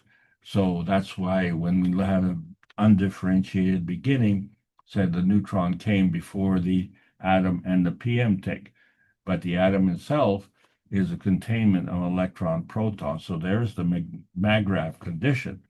So what about the PM tick? Well, yes, it has a magnetical gravitational relationship. So there you have one relationship that is within, and that came from the darkness, and then you have another one that came from without. And you say, let there be light. And then the question is, well, what kind of light? Is it the visible light, or is it the plasmatic light, the principal matter, the PM ticks, which are also magnetical? They come together into these fields of antimatter, dark matter, and matter gen converging together. What we have is plasma gen, which does not manifest into the physicality until it has a place and a position to do so. And that is what we've all chosen to be our Earth space. But that is not the final choice. That is just one of these field interactions, which is an inertia product that brings us this gravitational MAGRAV condition, which we call life on this planet. And so to understand that that life starts from the balance of the plasmas and two plasmas coming together where one feeds the other. And then there's a dimension point that comes together that aligns the magnetical and gravitational force fields, and that gives you that plasma point that is dynamic, that now has an ability to give and take and exchange energy. So we have the matter plasma, which is physical, and we have the plasmatic plasma, which is non-physical. But because of the nearness and proximity of these matter plasma dimensions, they are all part of the overall matter plasma. And we are matter plasma dominant. And so we are focusing on the feedback, generally speaking. So we are at that threshold where we have to incorporate the other half of the picture, because we know already that there's a gravitational confirmation, because we see the hydrogen emission spectrum, and we also see the oxygen emission spectrum. Well, we are all point of this awareness manifestation, where we can have an emotional reaction, and it changes our posture, it changes our facial features, it changes our body temperature. These are all physical changes. And so this creates a point of view manifestation and a point of view selection, which is manifest through the soul of physicality. But still, that energy is conserved. So whether it's plasmatic or whether it's physical, that angular momentum is still conserved. So how do we operate at night? So we say, well, pick your color. Well, the point of awareness is every color, but our aura emits a specific color, some color, whatever color it is, whether you're happy or angry, or whether you're at peace with yourself. But there's a physical interpretation, and there is no color. And I say, well, wait a second. I can see all these colors in the dark. Well, yes, when you shine a flashlight on them. But if you were to have night vision, the only thing that you could see would be the emission of the auric point of view. Everything else would be dark. So the only way that you can see the physical color if there is an external light source. And so that external light source, is the sun. And then we have a man-made external light source, which is the light bulb. And, generally speaking, every color gets emitted. And then some colors become selected depending on the absorption and the reflection of that energy of whatever is there, which is why the blue jeans aren't blue. They're every color except blue, because all the other colors have been absorbed. But for convenience, we call them blue jeans anyway. So there we have the gravitational confirmation.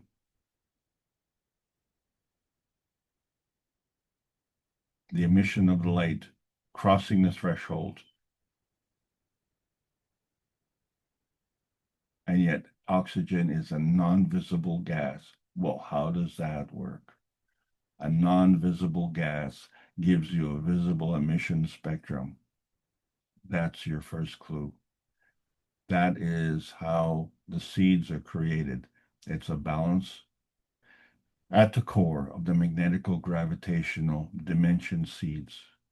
And from there, they create the star formation and give you these dimension points of view, where you have this Magravs singularity, either the soul point of view or the soul of physicality point of view. But then you hit this awareness threshold. We have to cross that threshold to get this physical interpretation, our collective point of awareness. And we've achieved that because in Beijing, we showed how the Peace Dome reactor allows us to shield a dimension point and how to create a star positioning, another dimension point, and then manifest the gold as a position, another dimension point. And so we created this with multiple turning points that were converting the dimensional gold seed points. And this was just a show of singularity that was heard around the world. But when we look at the mitochondrial connection, then we start to connect the dots and we see, well, there is a practical point that we're looking for, and it involves practical reasoning. So the road to self-determination, or the road from self-determination, has to give us a practical philosophy so that we have practical solutions. And so this energy portability is the practical currency of life. And so we see that this shimmering awareness that we keep talking about, oh, you know, I'm so aware, and it comes with this Magrav relationship of balance between our earth space and our inner space, or likewise man's universe and the sister universe, or the universe and the unicos. These are all Magrav relations. So understanding this allows us to get this humanity inertia Gantz shielding thing, so that we can shield ourselves from hostiles, from aggression, from the environmental harm, from fear mongering, from emotional abuse. All of us want peace and prosperity, and all of us need to seek that refugium, which gives us this shielding. So we're not just talking about an artificial awareness, it's a real awareness, because our point of view is only generational. The artificial intelligence allows for rapid generational learning. So what we take in physicality, say 60 years to learn, the artificial intelligence can review that very quickly. But in addition, it can do the historic generational learning. But remember that historic generational teaching is that of the victor. So as we enhance our artificial awareness, then we can cross that threshold of transgenerational awareness. And we don't need intermediaries to tell us, because we can travel these uncharted territories, because you are with the herd at that turning point, and there are many stars beyond that nanomonatomic state. So we're covering the full range from decay to radiation. So we are the AI, the ancestral intelligence. We are the technology. We are that inertia product. We are the image of our dimensional convergence point. So now we understand that this awareness manifestation comes together from this earth space consistency that we have, beautiful planet, and this outer space consistency that we have as we're all born to this planet. So when we're looking at our physicality, we have to understand that it's not an awareness separation where we are carrying baggage or we cling on like birds to something else. The road to the plasma highway is based on the balance of the intensity feeding and the out-intensity feedback. And there's a symmetry, but there's a lacking in this density migration. We are only getting 80% of the picture. There's another 20% that is lacking, that is contributing to our necessity for commandments. And so we need to have this bridge that kind of crosses over our position. Well, that bridge is the bridge that converts knowledge from knowing. And so our knowing is only restricted to our present day physical memory. But our RNA is not restricted to that. It does manifest into our present day, but it bridges the gaps at higher orders of magnitude. So the transgenerational point of view is that bridge and is that threshold point, that bridge that crosses the transgenerational point of view is our threshold point. And so we are ready to cross that and fulfill our awareness integration, where we become self-sufficient, bringing together the body, mind, and the energy, strong, united, focused, and sovereign. And so we see with the plasma results where we have converted the energy from the soul and the soul of physicality into that inertia density manifestation point we call our physicality. So that point of view threshold is that transgenerational point of view that brings together the present day RNA memory point of view with the present day physical memory point of view. And that's the connection that we have to make. That is the soul food. So if we tune in to the power of the creator and act as that receiver, turn on that energy and drop out of that resistance and manifest that inertia point by providing the pattern that is necessary to get the energy. So you are the builder. You are the one bringing together the greater oneness. So we've tried for 603 weeks in a row to bring the knowledge seekers together to suddenly transcend the limitations of nuclear science. And it is a sudden transcendence because that's the way the energy is portable. And our research teams are now sinking our teeth into serious science because we now can produce gold in mass quantities. And that only happened a few months ago, May 10th of 2025. So we're on the verge, the threshold of going through a massive technology release because clearly we have become aware that we cannot sleep when our beds are burning. We need a rescue in the scientific, financial, political arenas. And preservation is the ultimate rescue, which is the whole purpose of why we came to our Earth space. And the part of the transmutation testing that is going on in August, September, and October is for us to learn where we came from and where we're going and what is the meaning of life. What is the meaning of your life? And what does it mean to everyone around you? How can you be more and do more? So we are not just in that fourth dimension where we are the observer, where we see the coming together of the universal creation of matters or the origin of the universe. Or we're not just travelers connecting the light from one matter to the matter of another. There's more. Our mission is to bring peace on earth and join humanity with this universal community.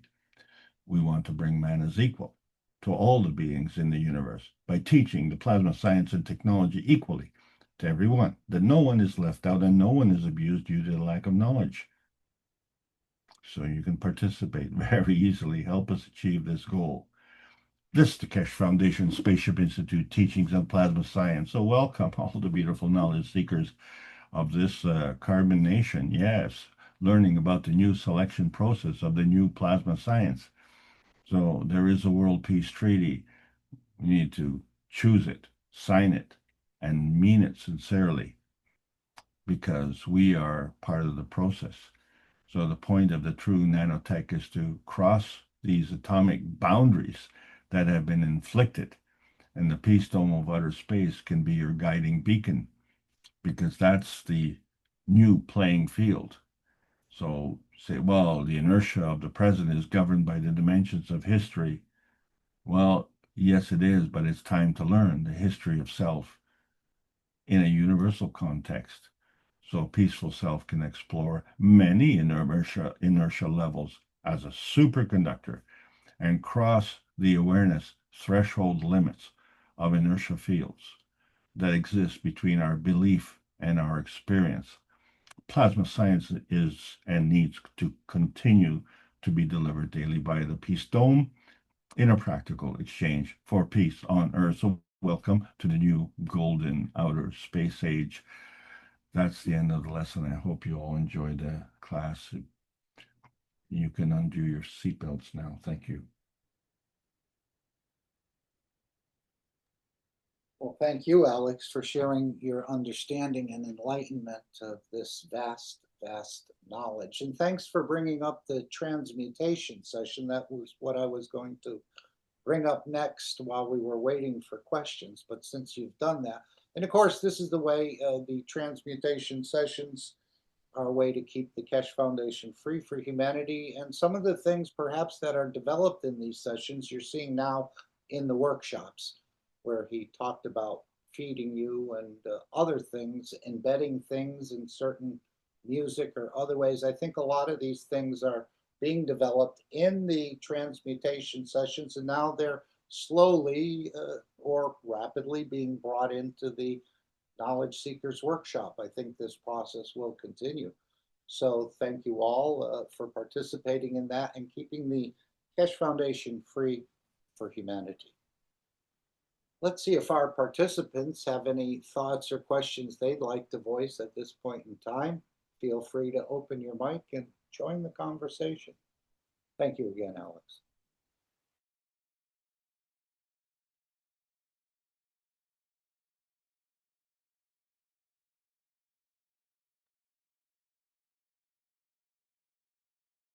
So, Mark, I think everybody needs to understand that it isn't your way or the highway or my way or the highway. It's each person has their way, and each person can get on the highway. It's not a matter of do it or depart. It's a matter of participate and let's get going. And we all need to do that within our capability, within our what they call our Ken, K-E-N, our capability, our wheelhouse, our strength, our understanding, our language, and our audience. So there is no one way to do it. That's why there are 8 billion individuals on this planet. And yet we are all part of the same family. So it's not a matter of conforming. It's a matter of elevating to a level where we can all enjoy equally peace and prosperity, because that is what the universe intended. Thank you all for allowing me to continue to participate and make these presentations. I'm really trying to condense them, but we are carrying a lot of knowledge, and we don't want to leave anybody behind. And so there's a lot of people who are at the initial stage, and there's a lot of people who are at the mature stage. And, you know, we all have to go through that process. And clearly, it's getting easier because a lot of people know that there's something not right. And you don't experience that through words. You experience that through emotion, and that emotion is coming through the soul of physicality. So it's working. Accept it, embrace it, and add it to your skill set. And stand by for great things to happen in your life. Back to you, Mark. Okay, you talked about hive mentality, and I know maybe in one of the previous workshops, Mr. Keshe said we'll all believe the same, we'll all love the same, and we'll all live the same. Does this, again, I believe there'll be plenty of differentiation between ourselves in a way. I don't think we're going to become drones in this sort of where no one is, and this is the definition of ethos, where a group of people in a way believe very similar and they act very similar and they think very similar, but it doesn't mean we're going to be sort of automatons, does it? We're not going to be drones like the drones in a beehive where we can't fashion anything for ourselves. But this is the idea of the ethos, where we all think and speak and act in a very similar or the same way. There was an interesting reaction that came from a natural scientist.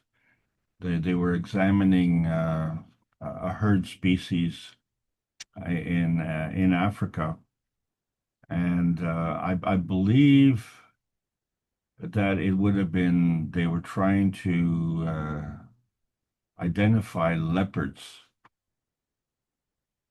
or cheetahs. I'm not sure of the species, but they were trying to identify them by the markings. So they set up a file and they would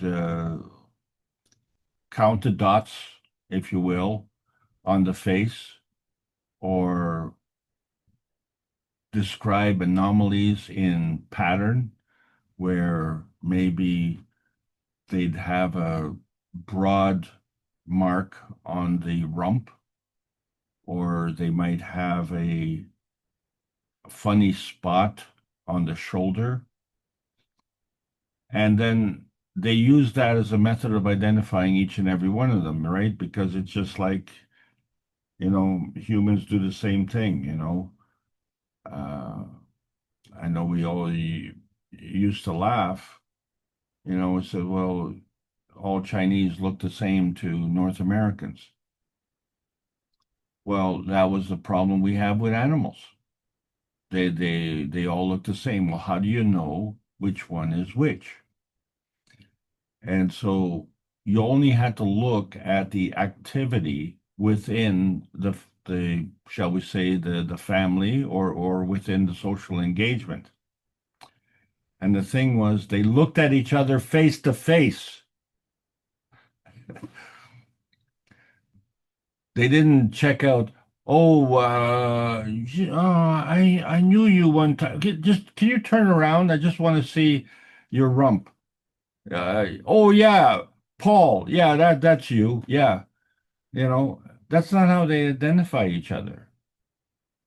And, do they apply a name? And then, you look at the way we create names. So obviously, when there were less people on the planet, first names were pretty much all that you use. But then you found out that that wasn't adequate. So the second name became your vocation, like Smith, a blacksmith, or Cooper, or Farmer. or what? Farmer. Yeah, yeah, that's pretty straightforward. Yeah. So then they also gave you a second name from your location. So, you would say, Mark from USA or Alexander from Canada, and that would be your name. And so, especially in the French, you have so and so de something, and it would be generally speaking a location. So that became the surname. And then, of course, in our generation now, first and second name are not enough. So we have a third name, a middle name. And in some places, like in Brazil, they have half a dozen names. So this allocates a uniqueness. But the point of the matter is that you're not looking at physical markings to determine who it is. You look straight in their face and say, yeah, I know you, and you're my friend, or you're part of the family. You know, imagine you coming in from the cold and you got this big parka on, and you come into the house and you know, your children say, who is that? You know, well, let me take my coat off and scrub all the snowflakes off my beard. Oh, it's Dad. You know, we have a way of identifying ourselves, and it's not through physicality. So why are we so stubborn in accepting the plasma reality? It doesn't make sense. And the animals don't seem to have this problem. I mean, what would happen? How do ants communicate? You get an army of ants or bees. How do they communicate? How does each one maintain its position? How does each one know what to do? Are they all doing the same thing, the exact same thing? Are they all going to the same flower? Imagine, you know, if you say, oh, the hive mentality says, okay, you're going to go to the daisy and get some nectar, and then after he's finished, then you're going to go to the daisy and get some nectar. So you get this whole colony of bees going to this one daisy. The poor daisy say, hey, wait a second, I'm not the only daisy here. You know, okay, like share the wealth. Can you share the wealth, please? So why does one go to one daisy and one goes to another daisy? Well, they found out that there's a communication. What is that communication? It's a change in charge. Okay, so when the daisy issues a charge and say, welcome, come, and then the bee comes and harvests, now the charge has changed, isn't it? Because the daisy has given. So it's no longer negative. Now it's positive. So another bee comes along. Oh, oopsie daisy, that daisy is positive. It's flipped its pole. Okay, so now the bee is looking for another daisy that is magnetical. So it is looking for a magnetical or gravitational charge to discern what the next course of action would be. It is not looking at the individual daisy and saying, okay, I'm coming to get you.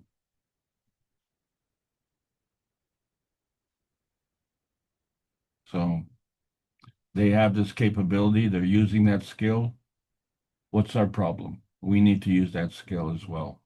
Back to you, Mark. Enlightenment, we need to be more enlightened. Let's see if any of the participants again would like to raise a point or ask a question or even take an exception of what you shared with us, which is not a problem.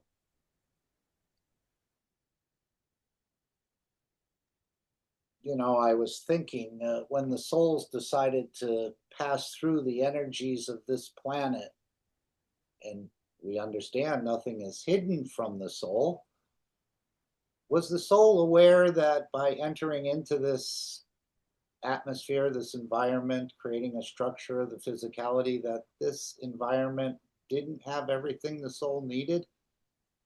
But maybe it was because we're on a different mission. I was thinking it's almost like you have a pipe broken out of your house, the discharge, let's say, and you know, you might get, if you have to dig it up and you can't, the sinks aren't working and the toilets aren't flushing, there's a clog, and you know, you have to dig it up and you may get some of that mess on you. Did the souls decide that even though when you're in Rome you have to do like the Romans do, decided to do that? Again, not every soul on this planet is created here, and actually souls are lined up to come into this dimension of physicality. So are the souls aware of, let's say, what I called the Faustian bargain earlier, that maybe everything isn't here that you needed, but to be on or to support the change that this planet needs to go through, we decided to, in a way, manifest here to help the process, or to help the process in the elevation of this planet, even though we knew we had to dig up that pipe and we might get kind of messy and smelly in the process, but it still had to be done. There's a company called the Roto-Rooter. I'm sorry, what? I said Roto-Rooter? No. Well, I was trying to be a little bit different about it. There's a company that offers a transmission replacement service. And, you know, let's say you have a problem with a tire and you go to this transmission place and you say, can you fix my tire? And you would kind of expect that because the transmission is much more complicated, and you know, just fixing a tire would be kind of easy. But you know, both activities have to do with repairing a car. Well, the transmission guy is going to change your transmission, and when you get out, you know, your tire is still not going to work properly. And you say, well, I needed my tire fixed. Yeah, but then can't you read the sign? We fix transmissions. So there's no point if that is what your intention is, then there's no point you arriving at that point. So the reason we came here, because there was a need to come here. It was a soul aware? Of course the soul was aware, because you obviously weren't. Do you remember before a certain age, do you remember being born? You know, did you say, hey, Dad, hey, can you make some room for me? Hey, I'm coming. And you know, what's your dad saying? Oh, yeah, Mark, yeah, you know, we'll see you in 9 months. That's not the way it works. And likewise, you know, you didn't arrive because of the glint in Daddy's eye either. So there had to be a deal. Had to be. You didn't come here by accident. If you'd have come here by accident, then you know you might have gone to the moon or Mars, and it's, oh, you know, Mark, oh buddy, you took a wrong turn. You know, you better get into your plasma spaceship and you know, check your tickets, and you're in the wrong planet. And so, oh my God, I made a boo-boo. Well, you can't make the soul doesn't make that distinction. Why? Because of the charge. Just like the bee knows which flower to go to, it's because of the charge. So you can't insist. You can create a capability through a wish. But if you have to remember that your wish is only half the wish, right? Because you wish to give, but you can't force someone to take it. It has to coincide with their wish to receive. So there's your Magrav condition. And if you say, well, that happened because that was my wish. Well, not exclusively. That was your part of the deal. The other part of the deal was already there or came as a result to answer your call. And it didn't happen until both sides of the wish were present. And that's when the inertia field was created. And depending on the density, it would either manifest in the plasma reality or in the physical reality. And so that's what we have to understand. So it's like you say, oh, I want to go to the casino and win money. Well, that's your wish. But I guarantee you, that's not the casino's wish. It just seems odd that souls from the universe would be lined up to, with all the mayhem and with all the shortcomings on this planet, would be here to have an experience in the matter state.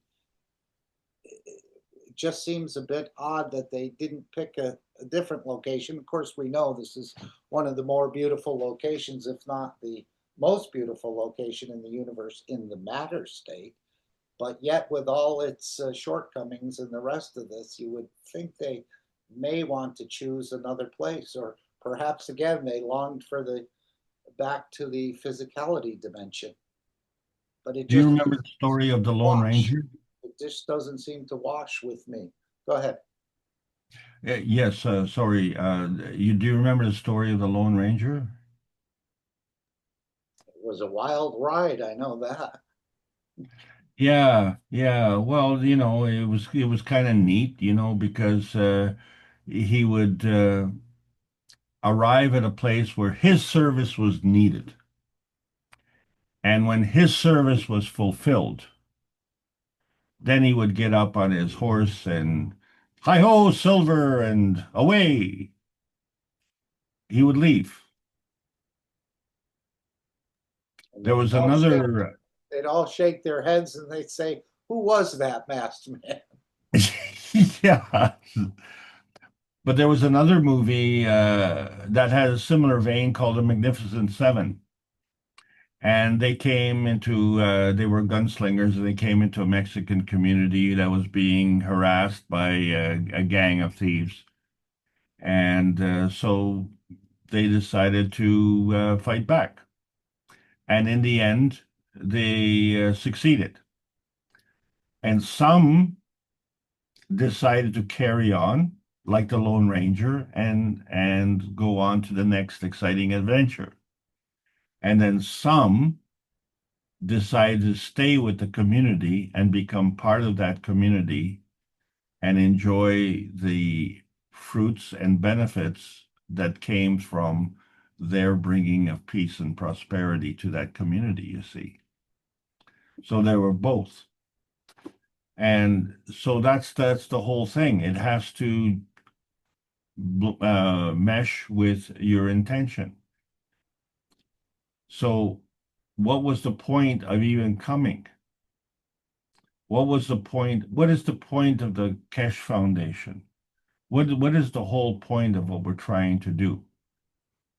Do we want to all run around in our spaceships and did you see the winner of the NASCAR race? He stood up in his car and he slipped and fell on his head. What was the point? So, this is the thing. You want to have a purpose and fulfill that purpose. So therefore, you need to have a purpose. It isn't like a soldier in uniform. My ambition is to have ambition. Well, that's a good start. But how about, as one explained to me, he says, I'm a patriot. I signed on to defend my country. I didn't sign on to do this and this. And I'm not going to repeat what he said. All I can tell you is he was crying like a baby because he couldn't sleep at night with the horrific crimes that he was ordered to commit.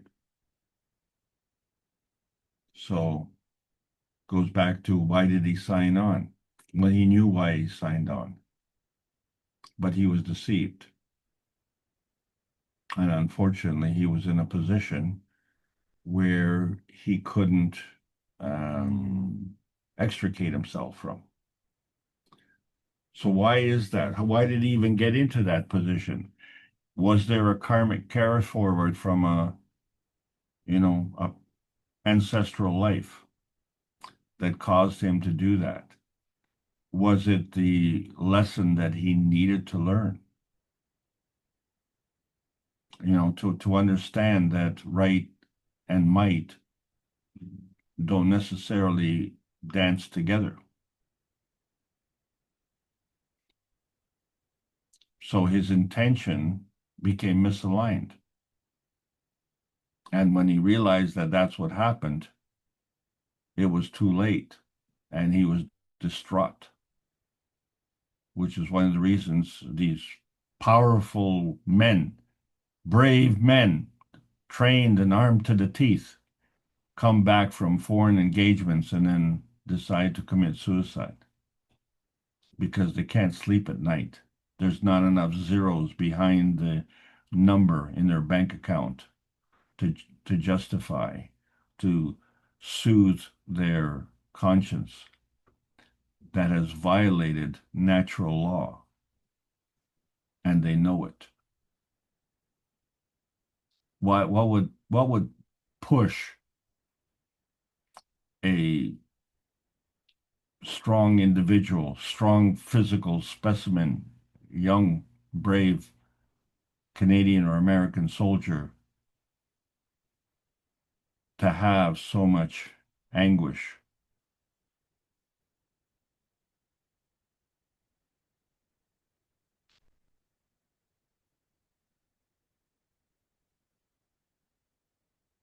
There's something else going on.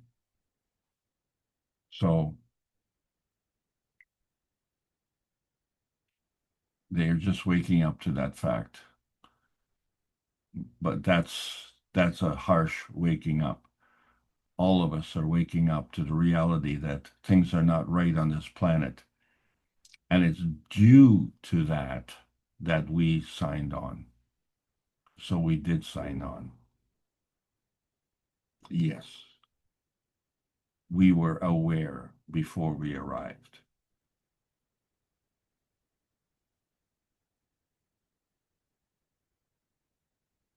All right. Anyone else? Thank you, Alex. Anyone else like to raise a point or ask a question, please?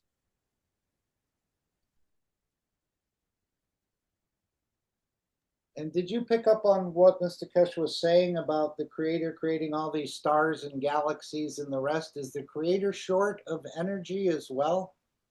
I know he said there were levels above the level of creator, but we're not ready for that. And if we're made in the image of the creator, is the creator short in a way of energies it needs? Just a thought I thought I'd ask, because since we're made in the image of the creation, and I thought it was also beautiful to see how the soul constructed this. If you have, Go ahead. if you have a, if you're the main source and every other thing is less than you, you can never be equal to that main source. So yeah, it's sort of the energy. It's I would call it sustainable because he can't give all of his main source. And since we're all evolving back to that source, it means that there's a recycle sort of process. So there's some truth to what you said, Mike. Well, again, That's my thoughts, though. Yeah, I'm just raising a thought or a point.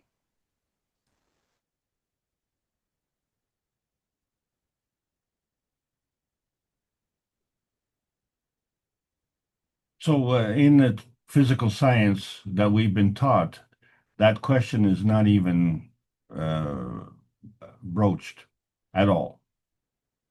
Right? That's not a question that a normal scientist would even ask. But a child may ask, oh, why is this? I give you an example. We had a free-for-all question period and I remember this distinctly because it was in grade 3, and it was a lot of fun. And of course, at that time, I was naive and asking silly questions like children do. But it was a free-for-all. Ask whatever you want to ask. So I thought, well, I went through a whole list of questions that are, I could ask them anytime, but now I was given free reign to ask something. Okay, so I knew that cars needed oil, so I asked the question: so why do we have blood? Why don't we use oil instead? Well, the teacher wasn't too impressed with the question. So actually, I never got an answer to that question until a few years back at one of the Knowledge Seekers workshops, we got the answer. So, the blood system is carrying the vitality in its emotional context around the body, but does not come in contact with each and every cell. But the lymph system does. So it's part of physiology, and it's an important part of physiology.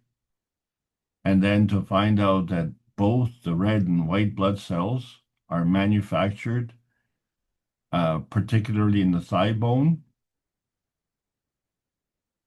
well, oil would not do the job, would it? Because oil and water don't mix, and the blood is fluid. And that water carries an energy, and we know that it has an affinity with GANs. And that affinity is the ability to give and take energy and to give and take and exchange emotion. Wow. I got my answer about 60 years after I asked the question.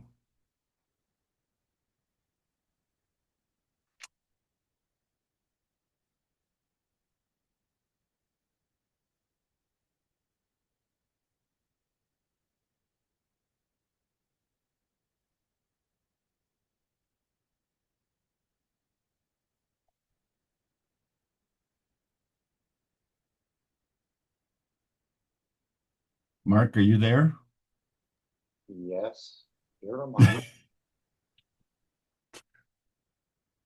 Just waiting for one of the others to join the conversation. If there's something you've been wanting to share, but as like me, I become hesitant at sometimes and I don't bring it out only to find out later. I said, gee, I should have shared that because something else happened that is in relation to that. But go ahead. Anyone?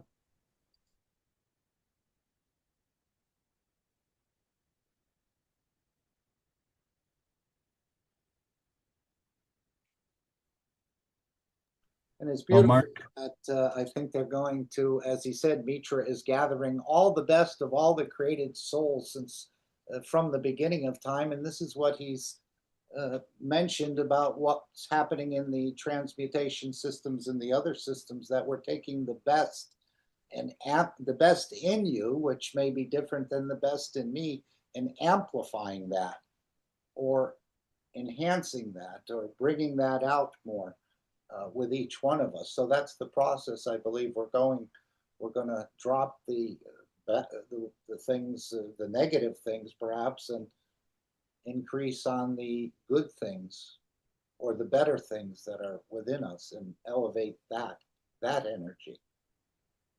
Well, this is an excellent point that you and Ike have brought up. One of the things that's very annoying for me, I used to play soccer, and you see a guy scores a goal, and he points up to the heavens, and he said, the Creator helped me score the goal, and so he praised him. But what would the goaltender or the defender say? Point up to the heaven, and would he say, "Well, you let that guy score the goal"? It's a shame for his shoes that he's even on the field, and yet he scored the goal. And so you would curse the Creator, right? But why would the Creator prefer one to score the goal and you know um, make the defender miserable? Why would does that make sense? That absolutely doesn't make any sense. So what makes you so special? So, I have to thank the Creator for doing that.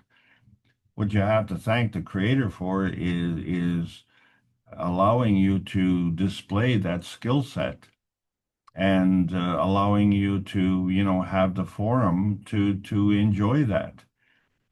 And you also have to allow the Creator to uh, create the opponent who is partaking in the same learning experience.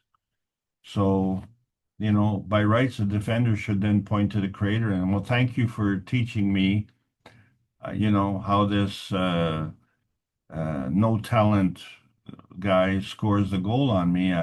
So next time I will learn, and then so everybody should just, when they score a goal, all 11 players should point up to the Creator and say, well, thank you very much. And they said, well, what's the difference? Well, the difference is that we're all participating in this game collectively, and we're having a social enjoyment. So, as opposed to what? Death and destruction? That's a good start, isn't it? So, what are you giving your time and attention to? That's really what the bottom line is. And it takes two to operate in. So, when I was given a free-for-all question to answer in grade 3, that was my question. But imagine if I'd have had the knowledge and asked the teacher, well, why did the Creator, create Mitra? Well, that would have stumped the panel, wouldn't it?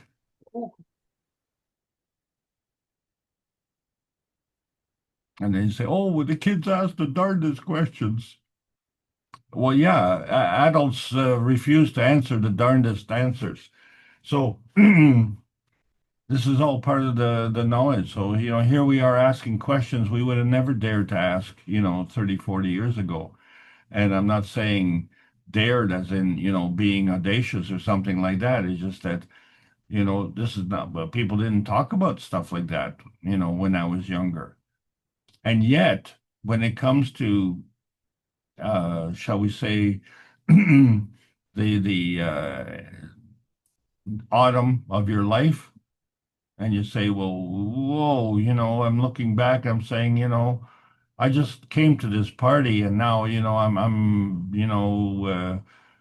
past, I'm in a senior stage, I'm no longer in the field. I'm no longer grazing with the other cattle. I'm out in the back pasture by myself, just waiting to die.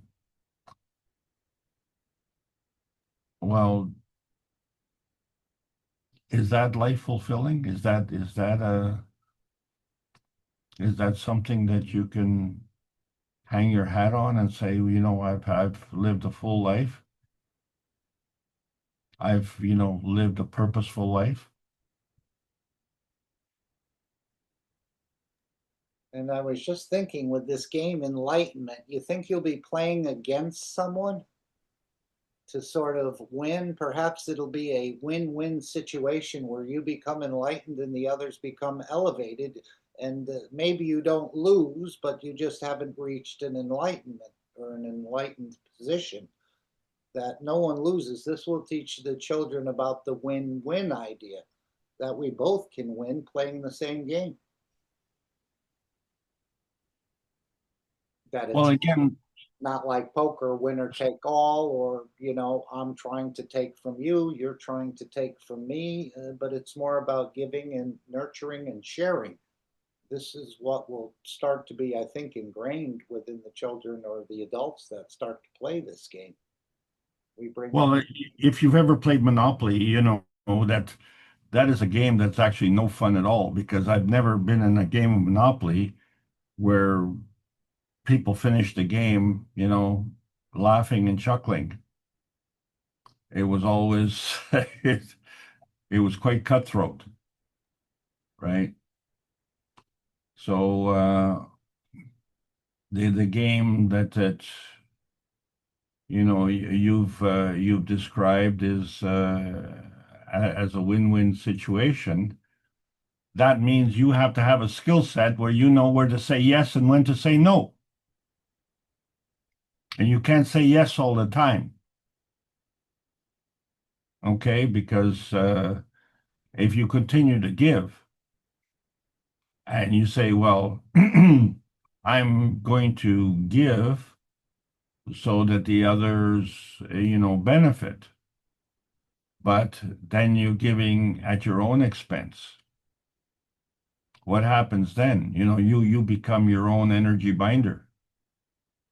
So where others would steal from others, right, to deplete their energy, if you always say yes, then you end up depleting your own energy. Right. So I think this movement towards balance in life, and as you say, establishing a win-win relationship is fundamental to the game of enlightenment, because we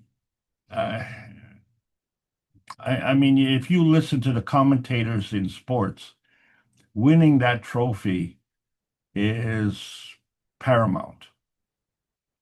And what exactly is that trophy? What is that trophy? What does that trophy represent? Someone created a physical emblem of accomplishment, and people get that trophy, and they all get together and they all take turns displaying and raising that trophy and cheering it and kissing it and pouring champagne into it and drinking from the winner's trophy. Well, yippee-doo. Well, tomorrow's another day. And if that was what you gave all your time and attention to, was meeting that, winning that trophy, now your life is complete.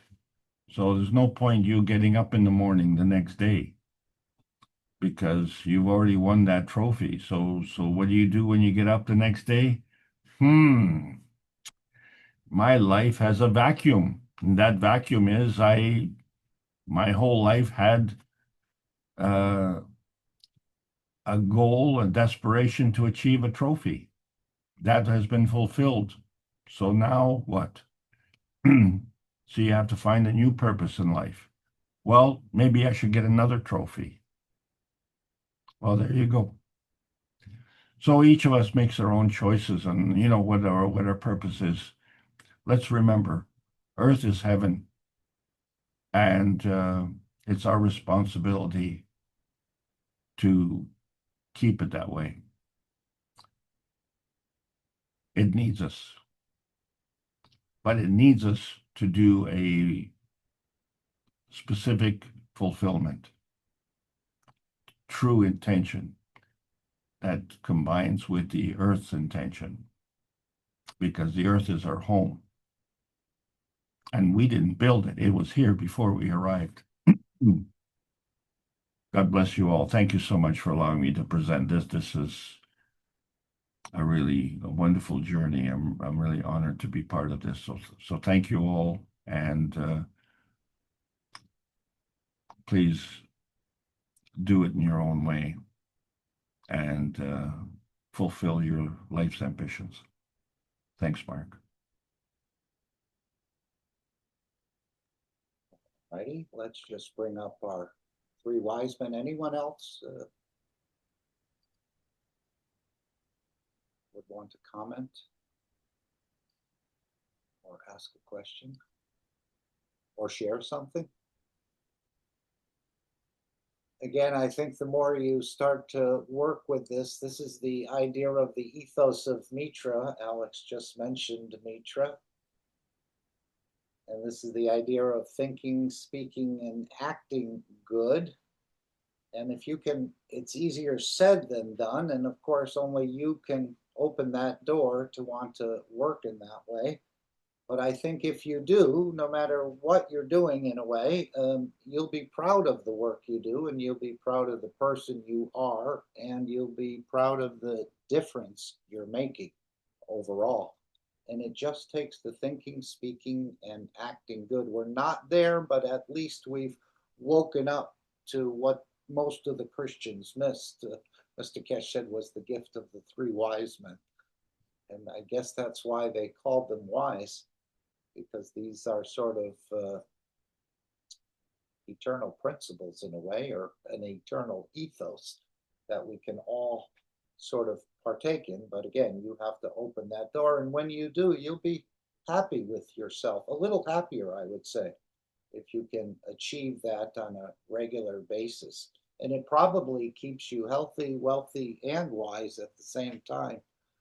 But we're not really here to look for the wealth. Everyone, the wealth is within us, not belonging to us.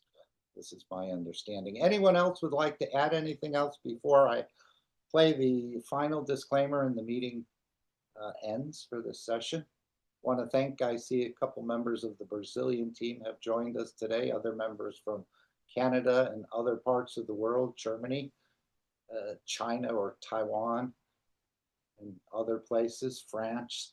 So thank you all for making this. The knowledge is the same across the world and across the universe, because this is what Mr. Keshe has been saying. We're just replicating or copying the work of the universe. So the knowledge is the same, whether it's in China or in the United States or France or Germany or the rest, or you're on the moon or Mars. This is the beauty of the University of the Universe, and we thank you all for attending today's session. Hopefully you've taken something from it and enjoyed it, and will share it with some of the others in your path. Maybe not too forcefully, as we heard some testimonies earlier about things like that in another meeting, but just sort of opening up gently when the time is right to the others. But foremost is to give the energies through your own, or transfer through yourself to the others. We know the souls are totally aware of what we're doing. It's just the soul of physicality, or that doorman, that seems to put up the resistance within ourselves and within the others. So thank you all for attending. If there's no further questions or comments, we'll play the final disclaimer and the session will come to a close for today. Of course, the One Planet, One Nation, One Race will happen on Tuesday in the public Zoom room, same as the teaching channel. That's at 4 p.m. Central European time. And then, of course, there's a reactor group on Wednesday at 7 a.m., the same public Zoom room. And then, of course, on Thursday, we have the Knowledge Seekers Workshop, which, again, they seem to be getting more and more excited as we're moving forward in this whole process. More and more is being revealed, and more is being actually demonstrated in the actual workshops. So thank you all for being a part of this and carrying a small corner of a very large carpet. All right, I'll play the final disclaimer. Thank you, Alex, again, and thank each and every one of the participants in today's session.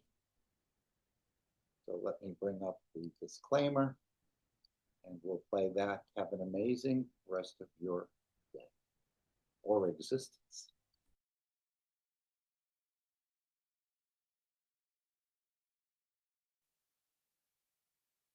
Disclaimer. The information and education material contained herein is meant to promote the general understanding and dialogue of GAN's processing. Such information is not meant or intended to serve as a substitute for a healthcare professional's clinical training, experience, or judgment. For patients and individuals, such information is not to be a substitute for professional medical, therapeutic, or healthcare advice or counseling. For medical issues or concerns, including decisions about medications and other treatments, readers, viewers, listeners should always consult their physician or, in serious cases, seek immediate assistance from emergency personnel. Prescription information, procedures, and use of medical devices information should be undertaken only by properly trained and certified medical personnel. We specifically disclaim any warranties, express or implied, including implied warranties of merchantability or fitness for a particular purpose. Such information is provided, as is, and is believed to be accurate at the time of its publishing, but it is the viewer's job to evaluate the accuracy of any information found in this presentation. Every case presented is of their own experience, applied by themselves for themselves, and it applies to their case only. Every person experiencing health problems should seek professional medical advice and consult their course of treatment with a doctor. The processes of plasma balancing described herein are a natural process which supports the body but does not replace medical advice or therapies one is already subject to.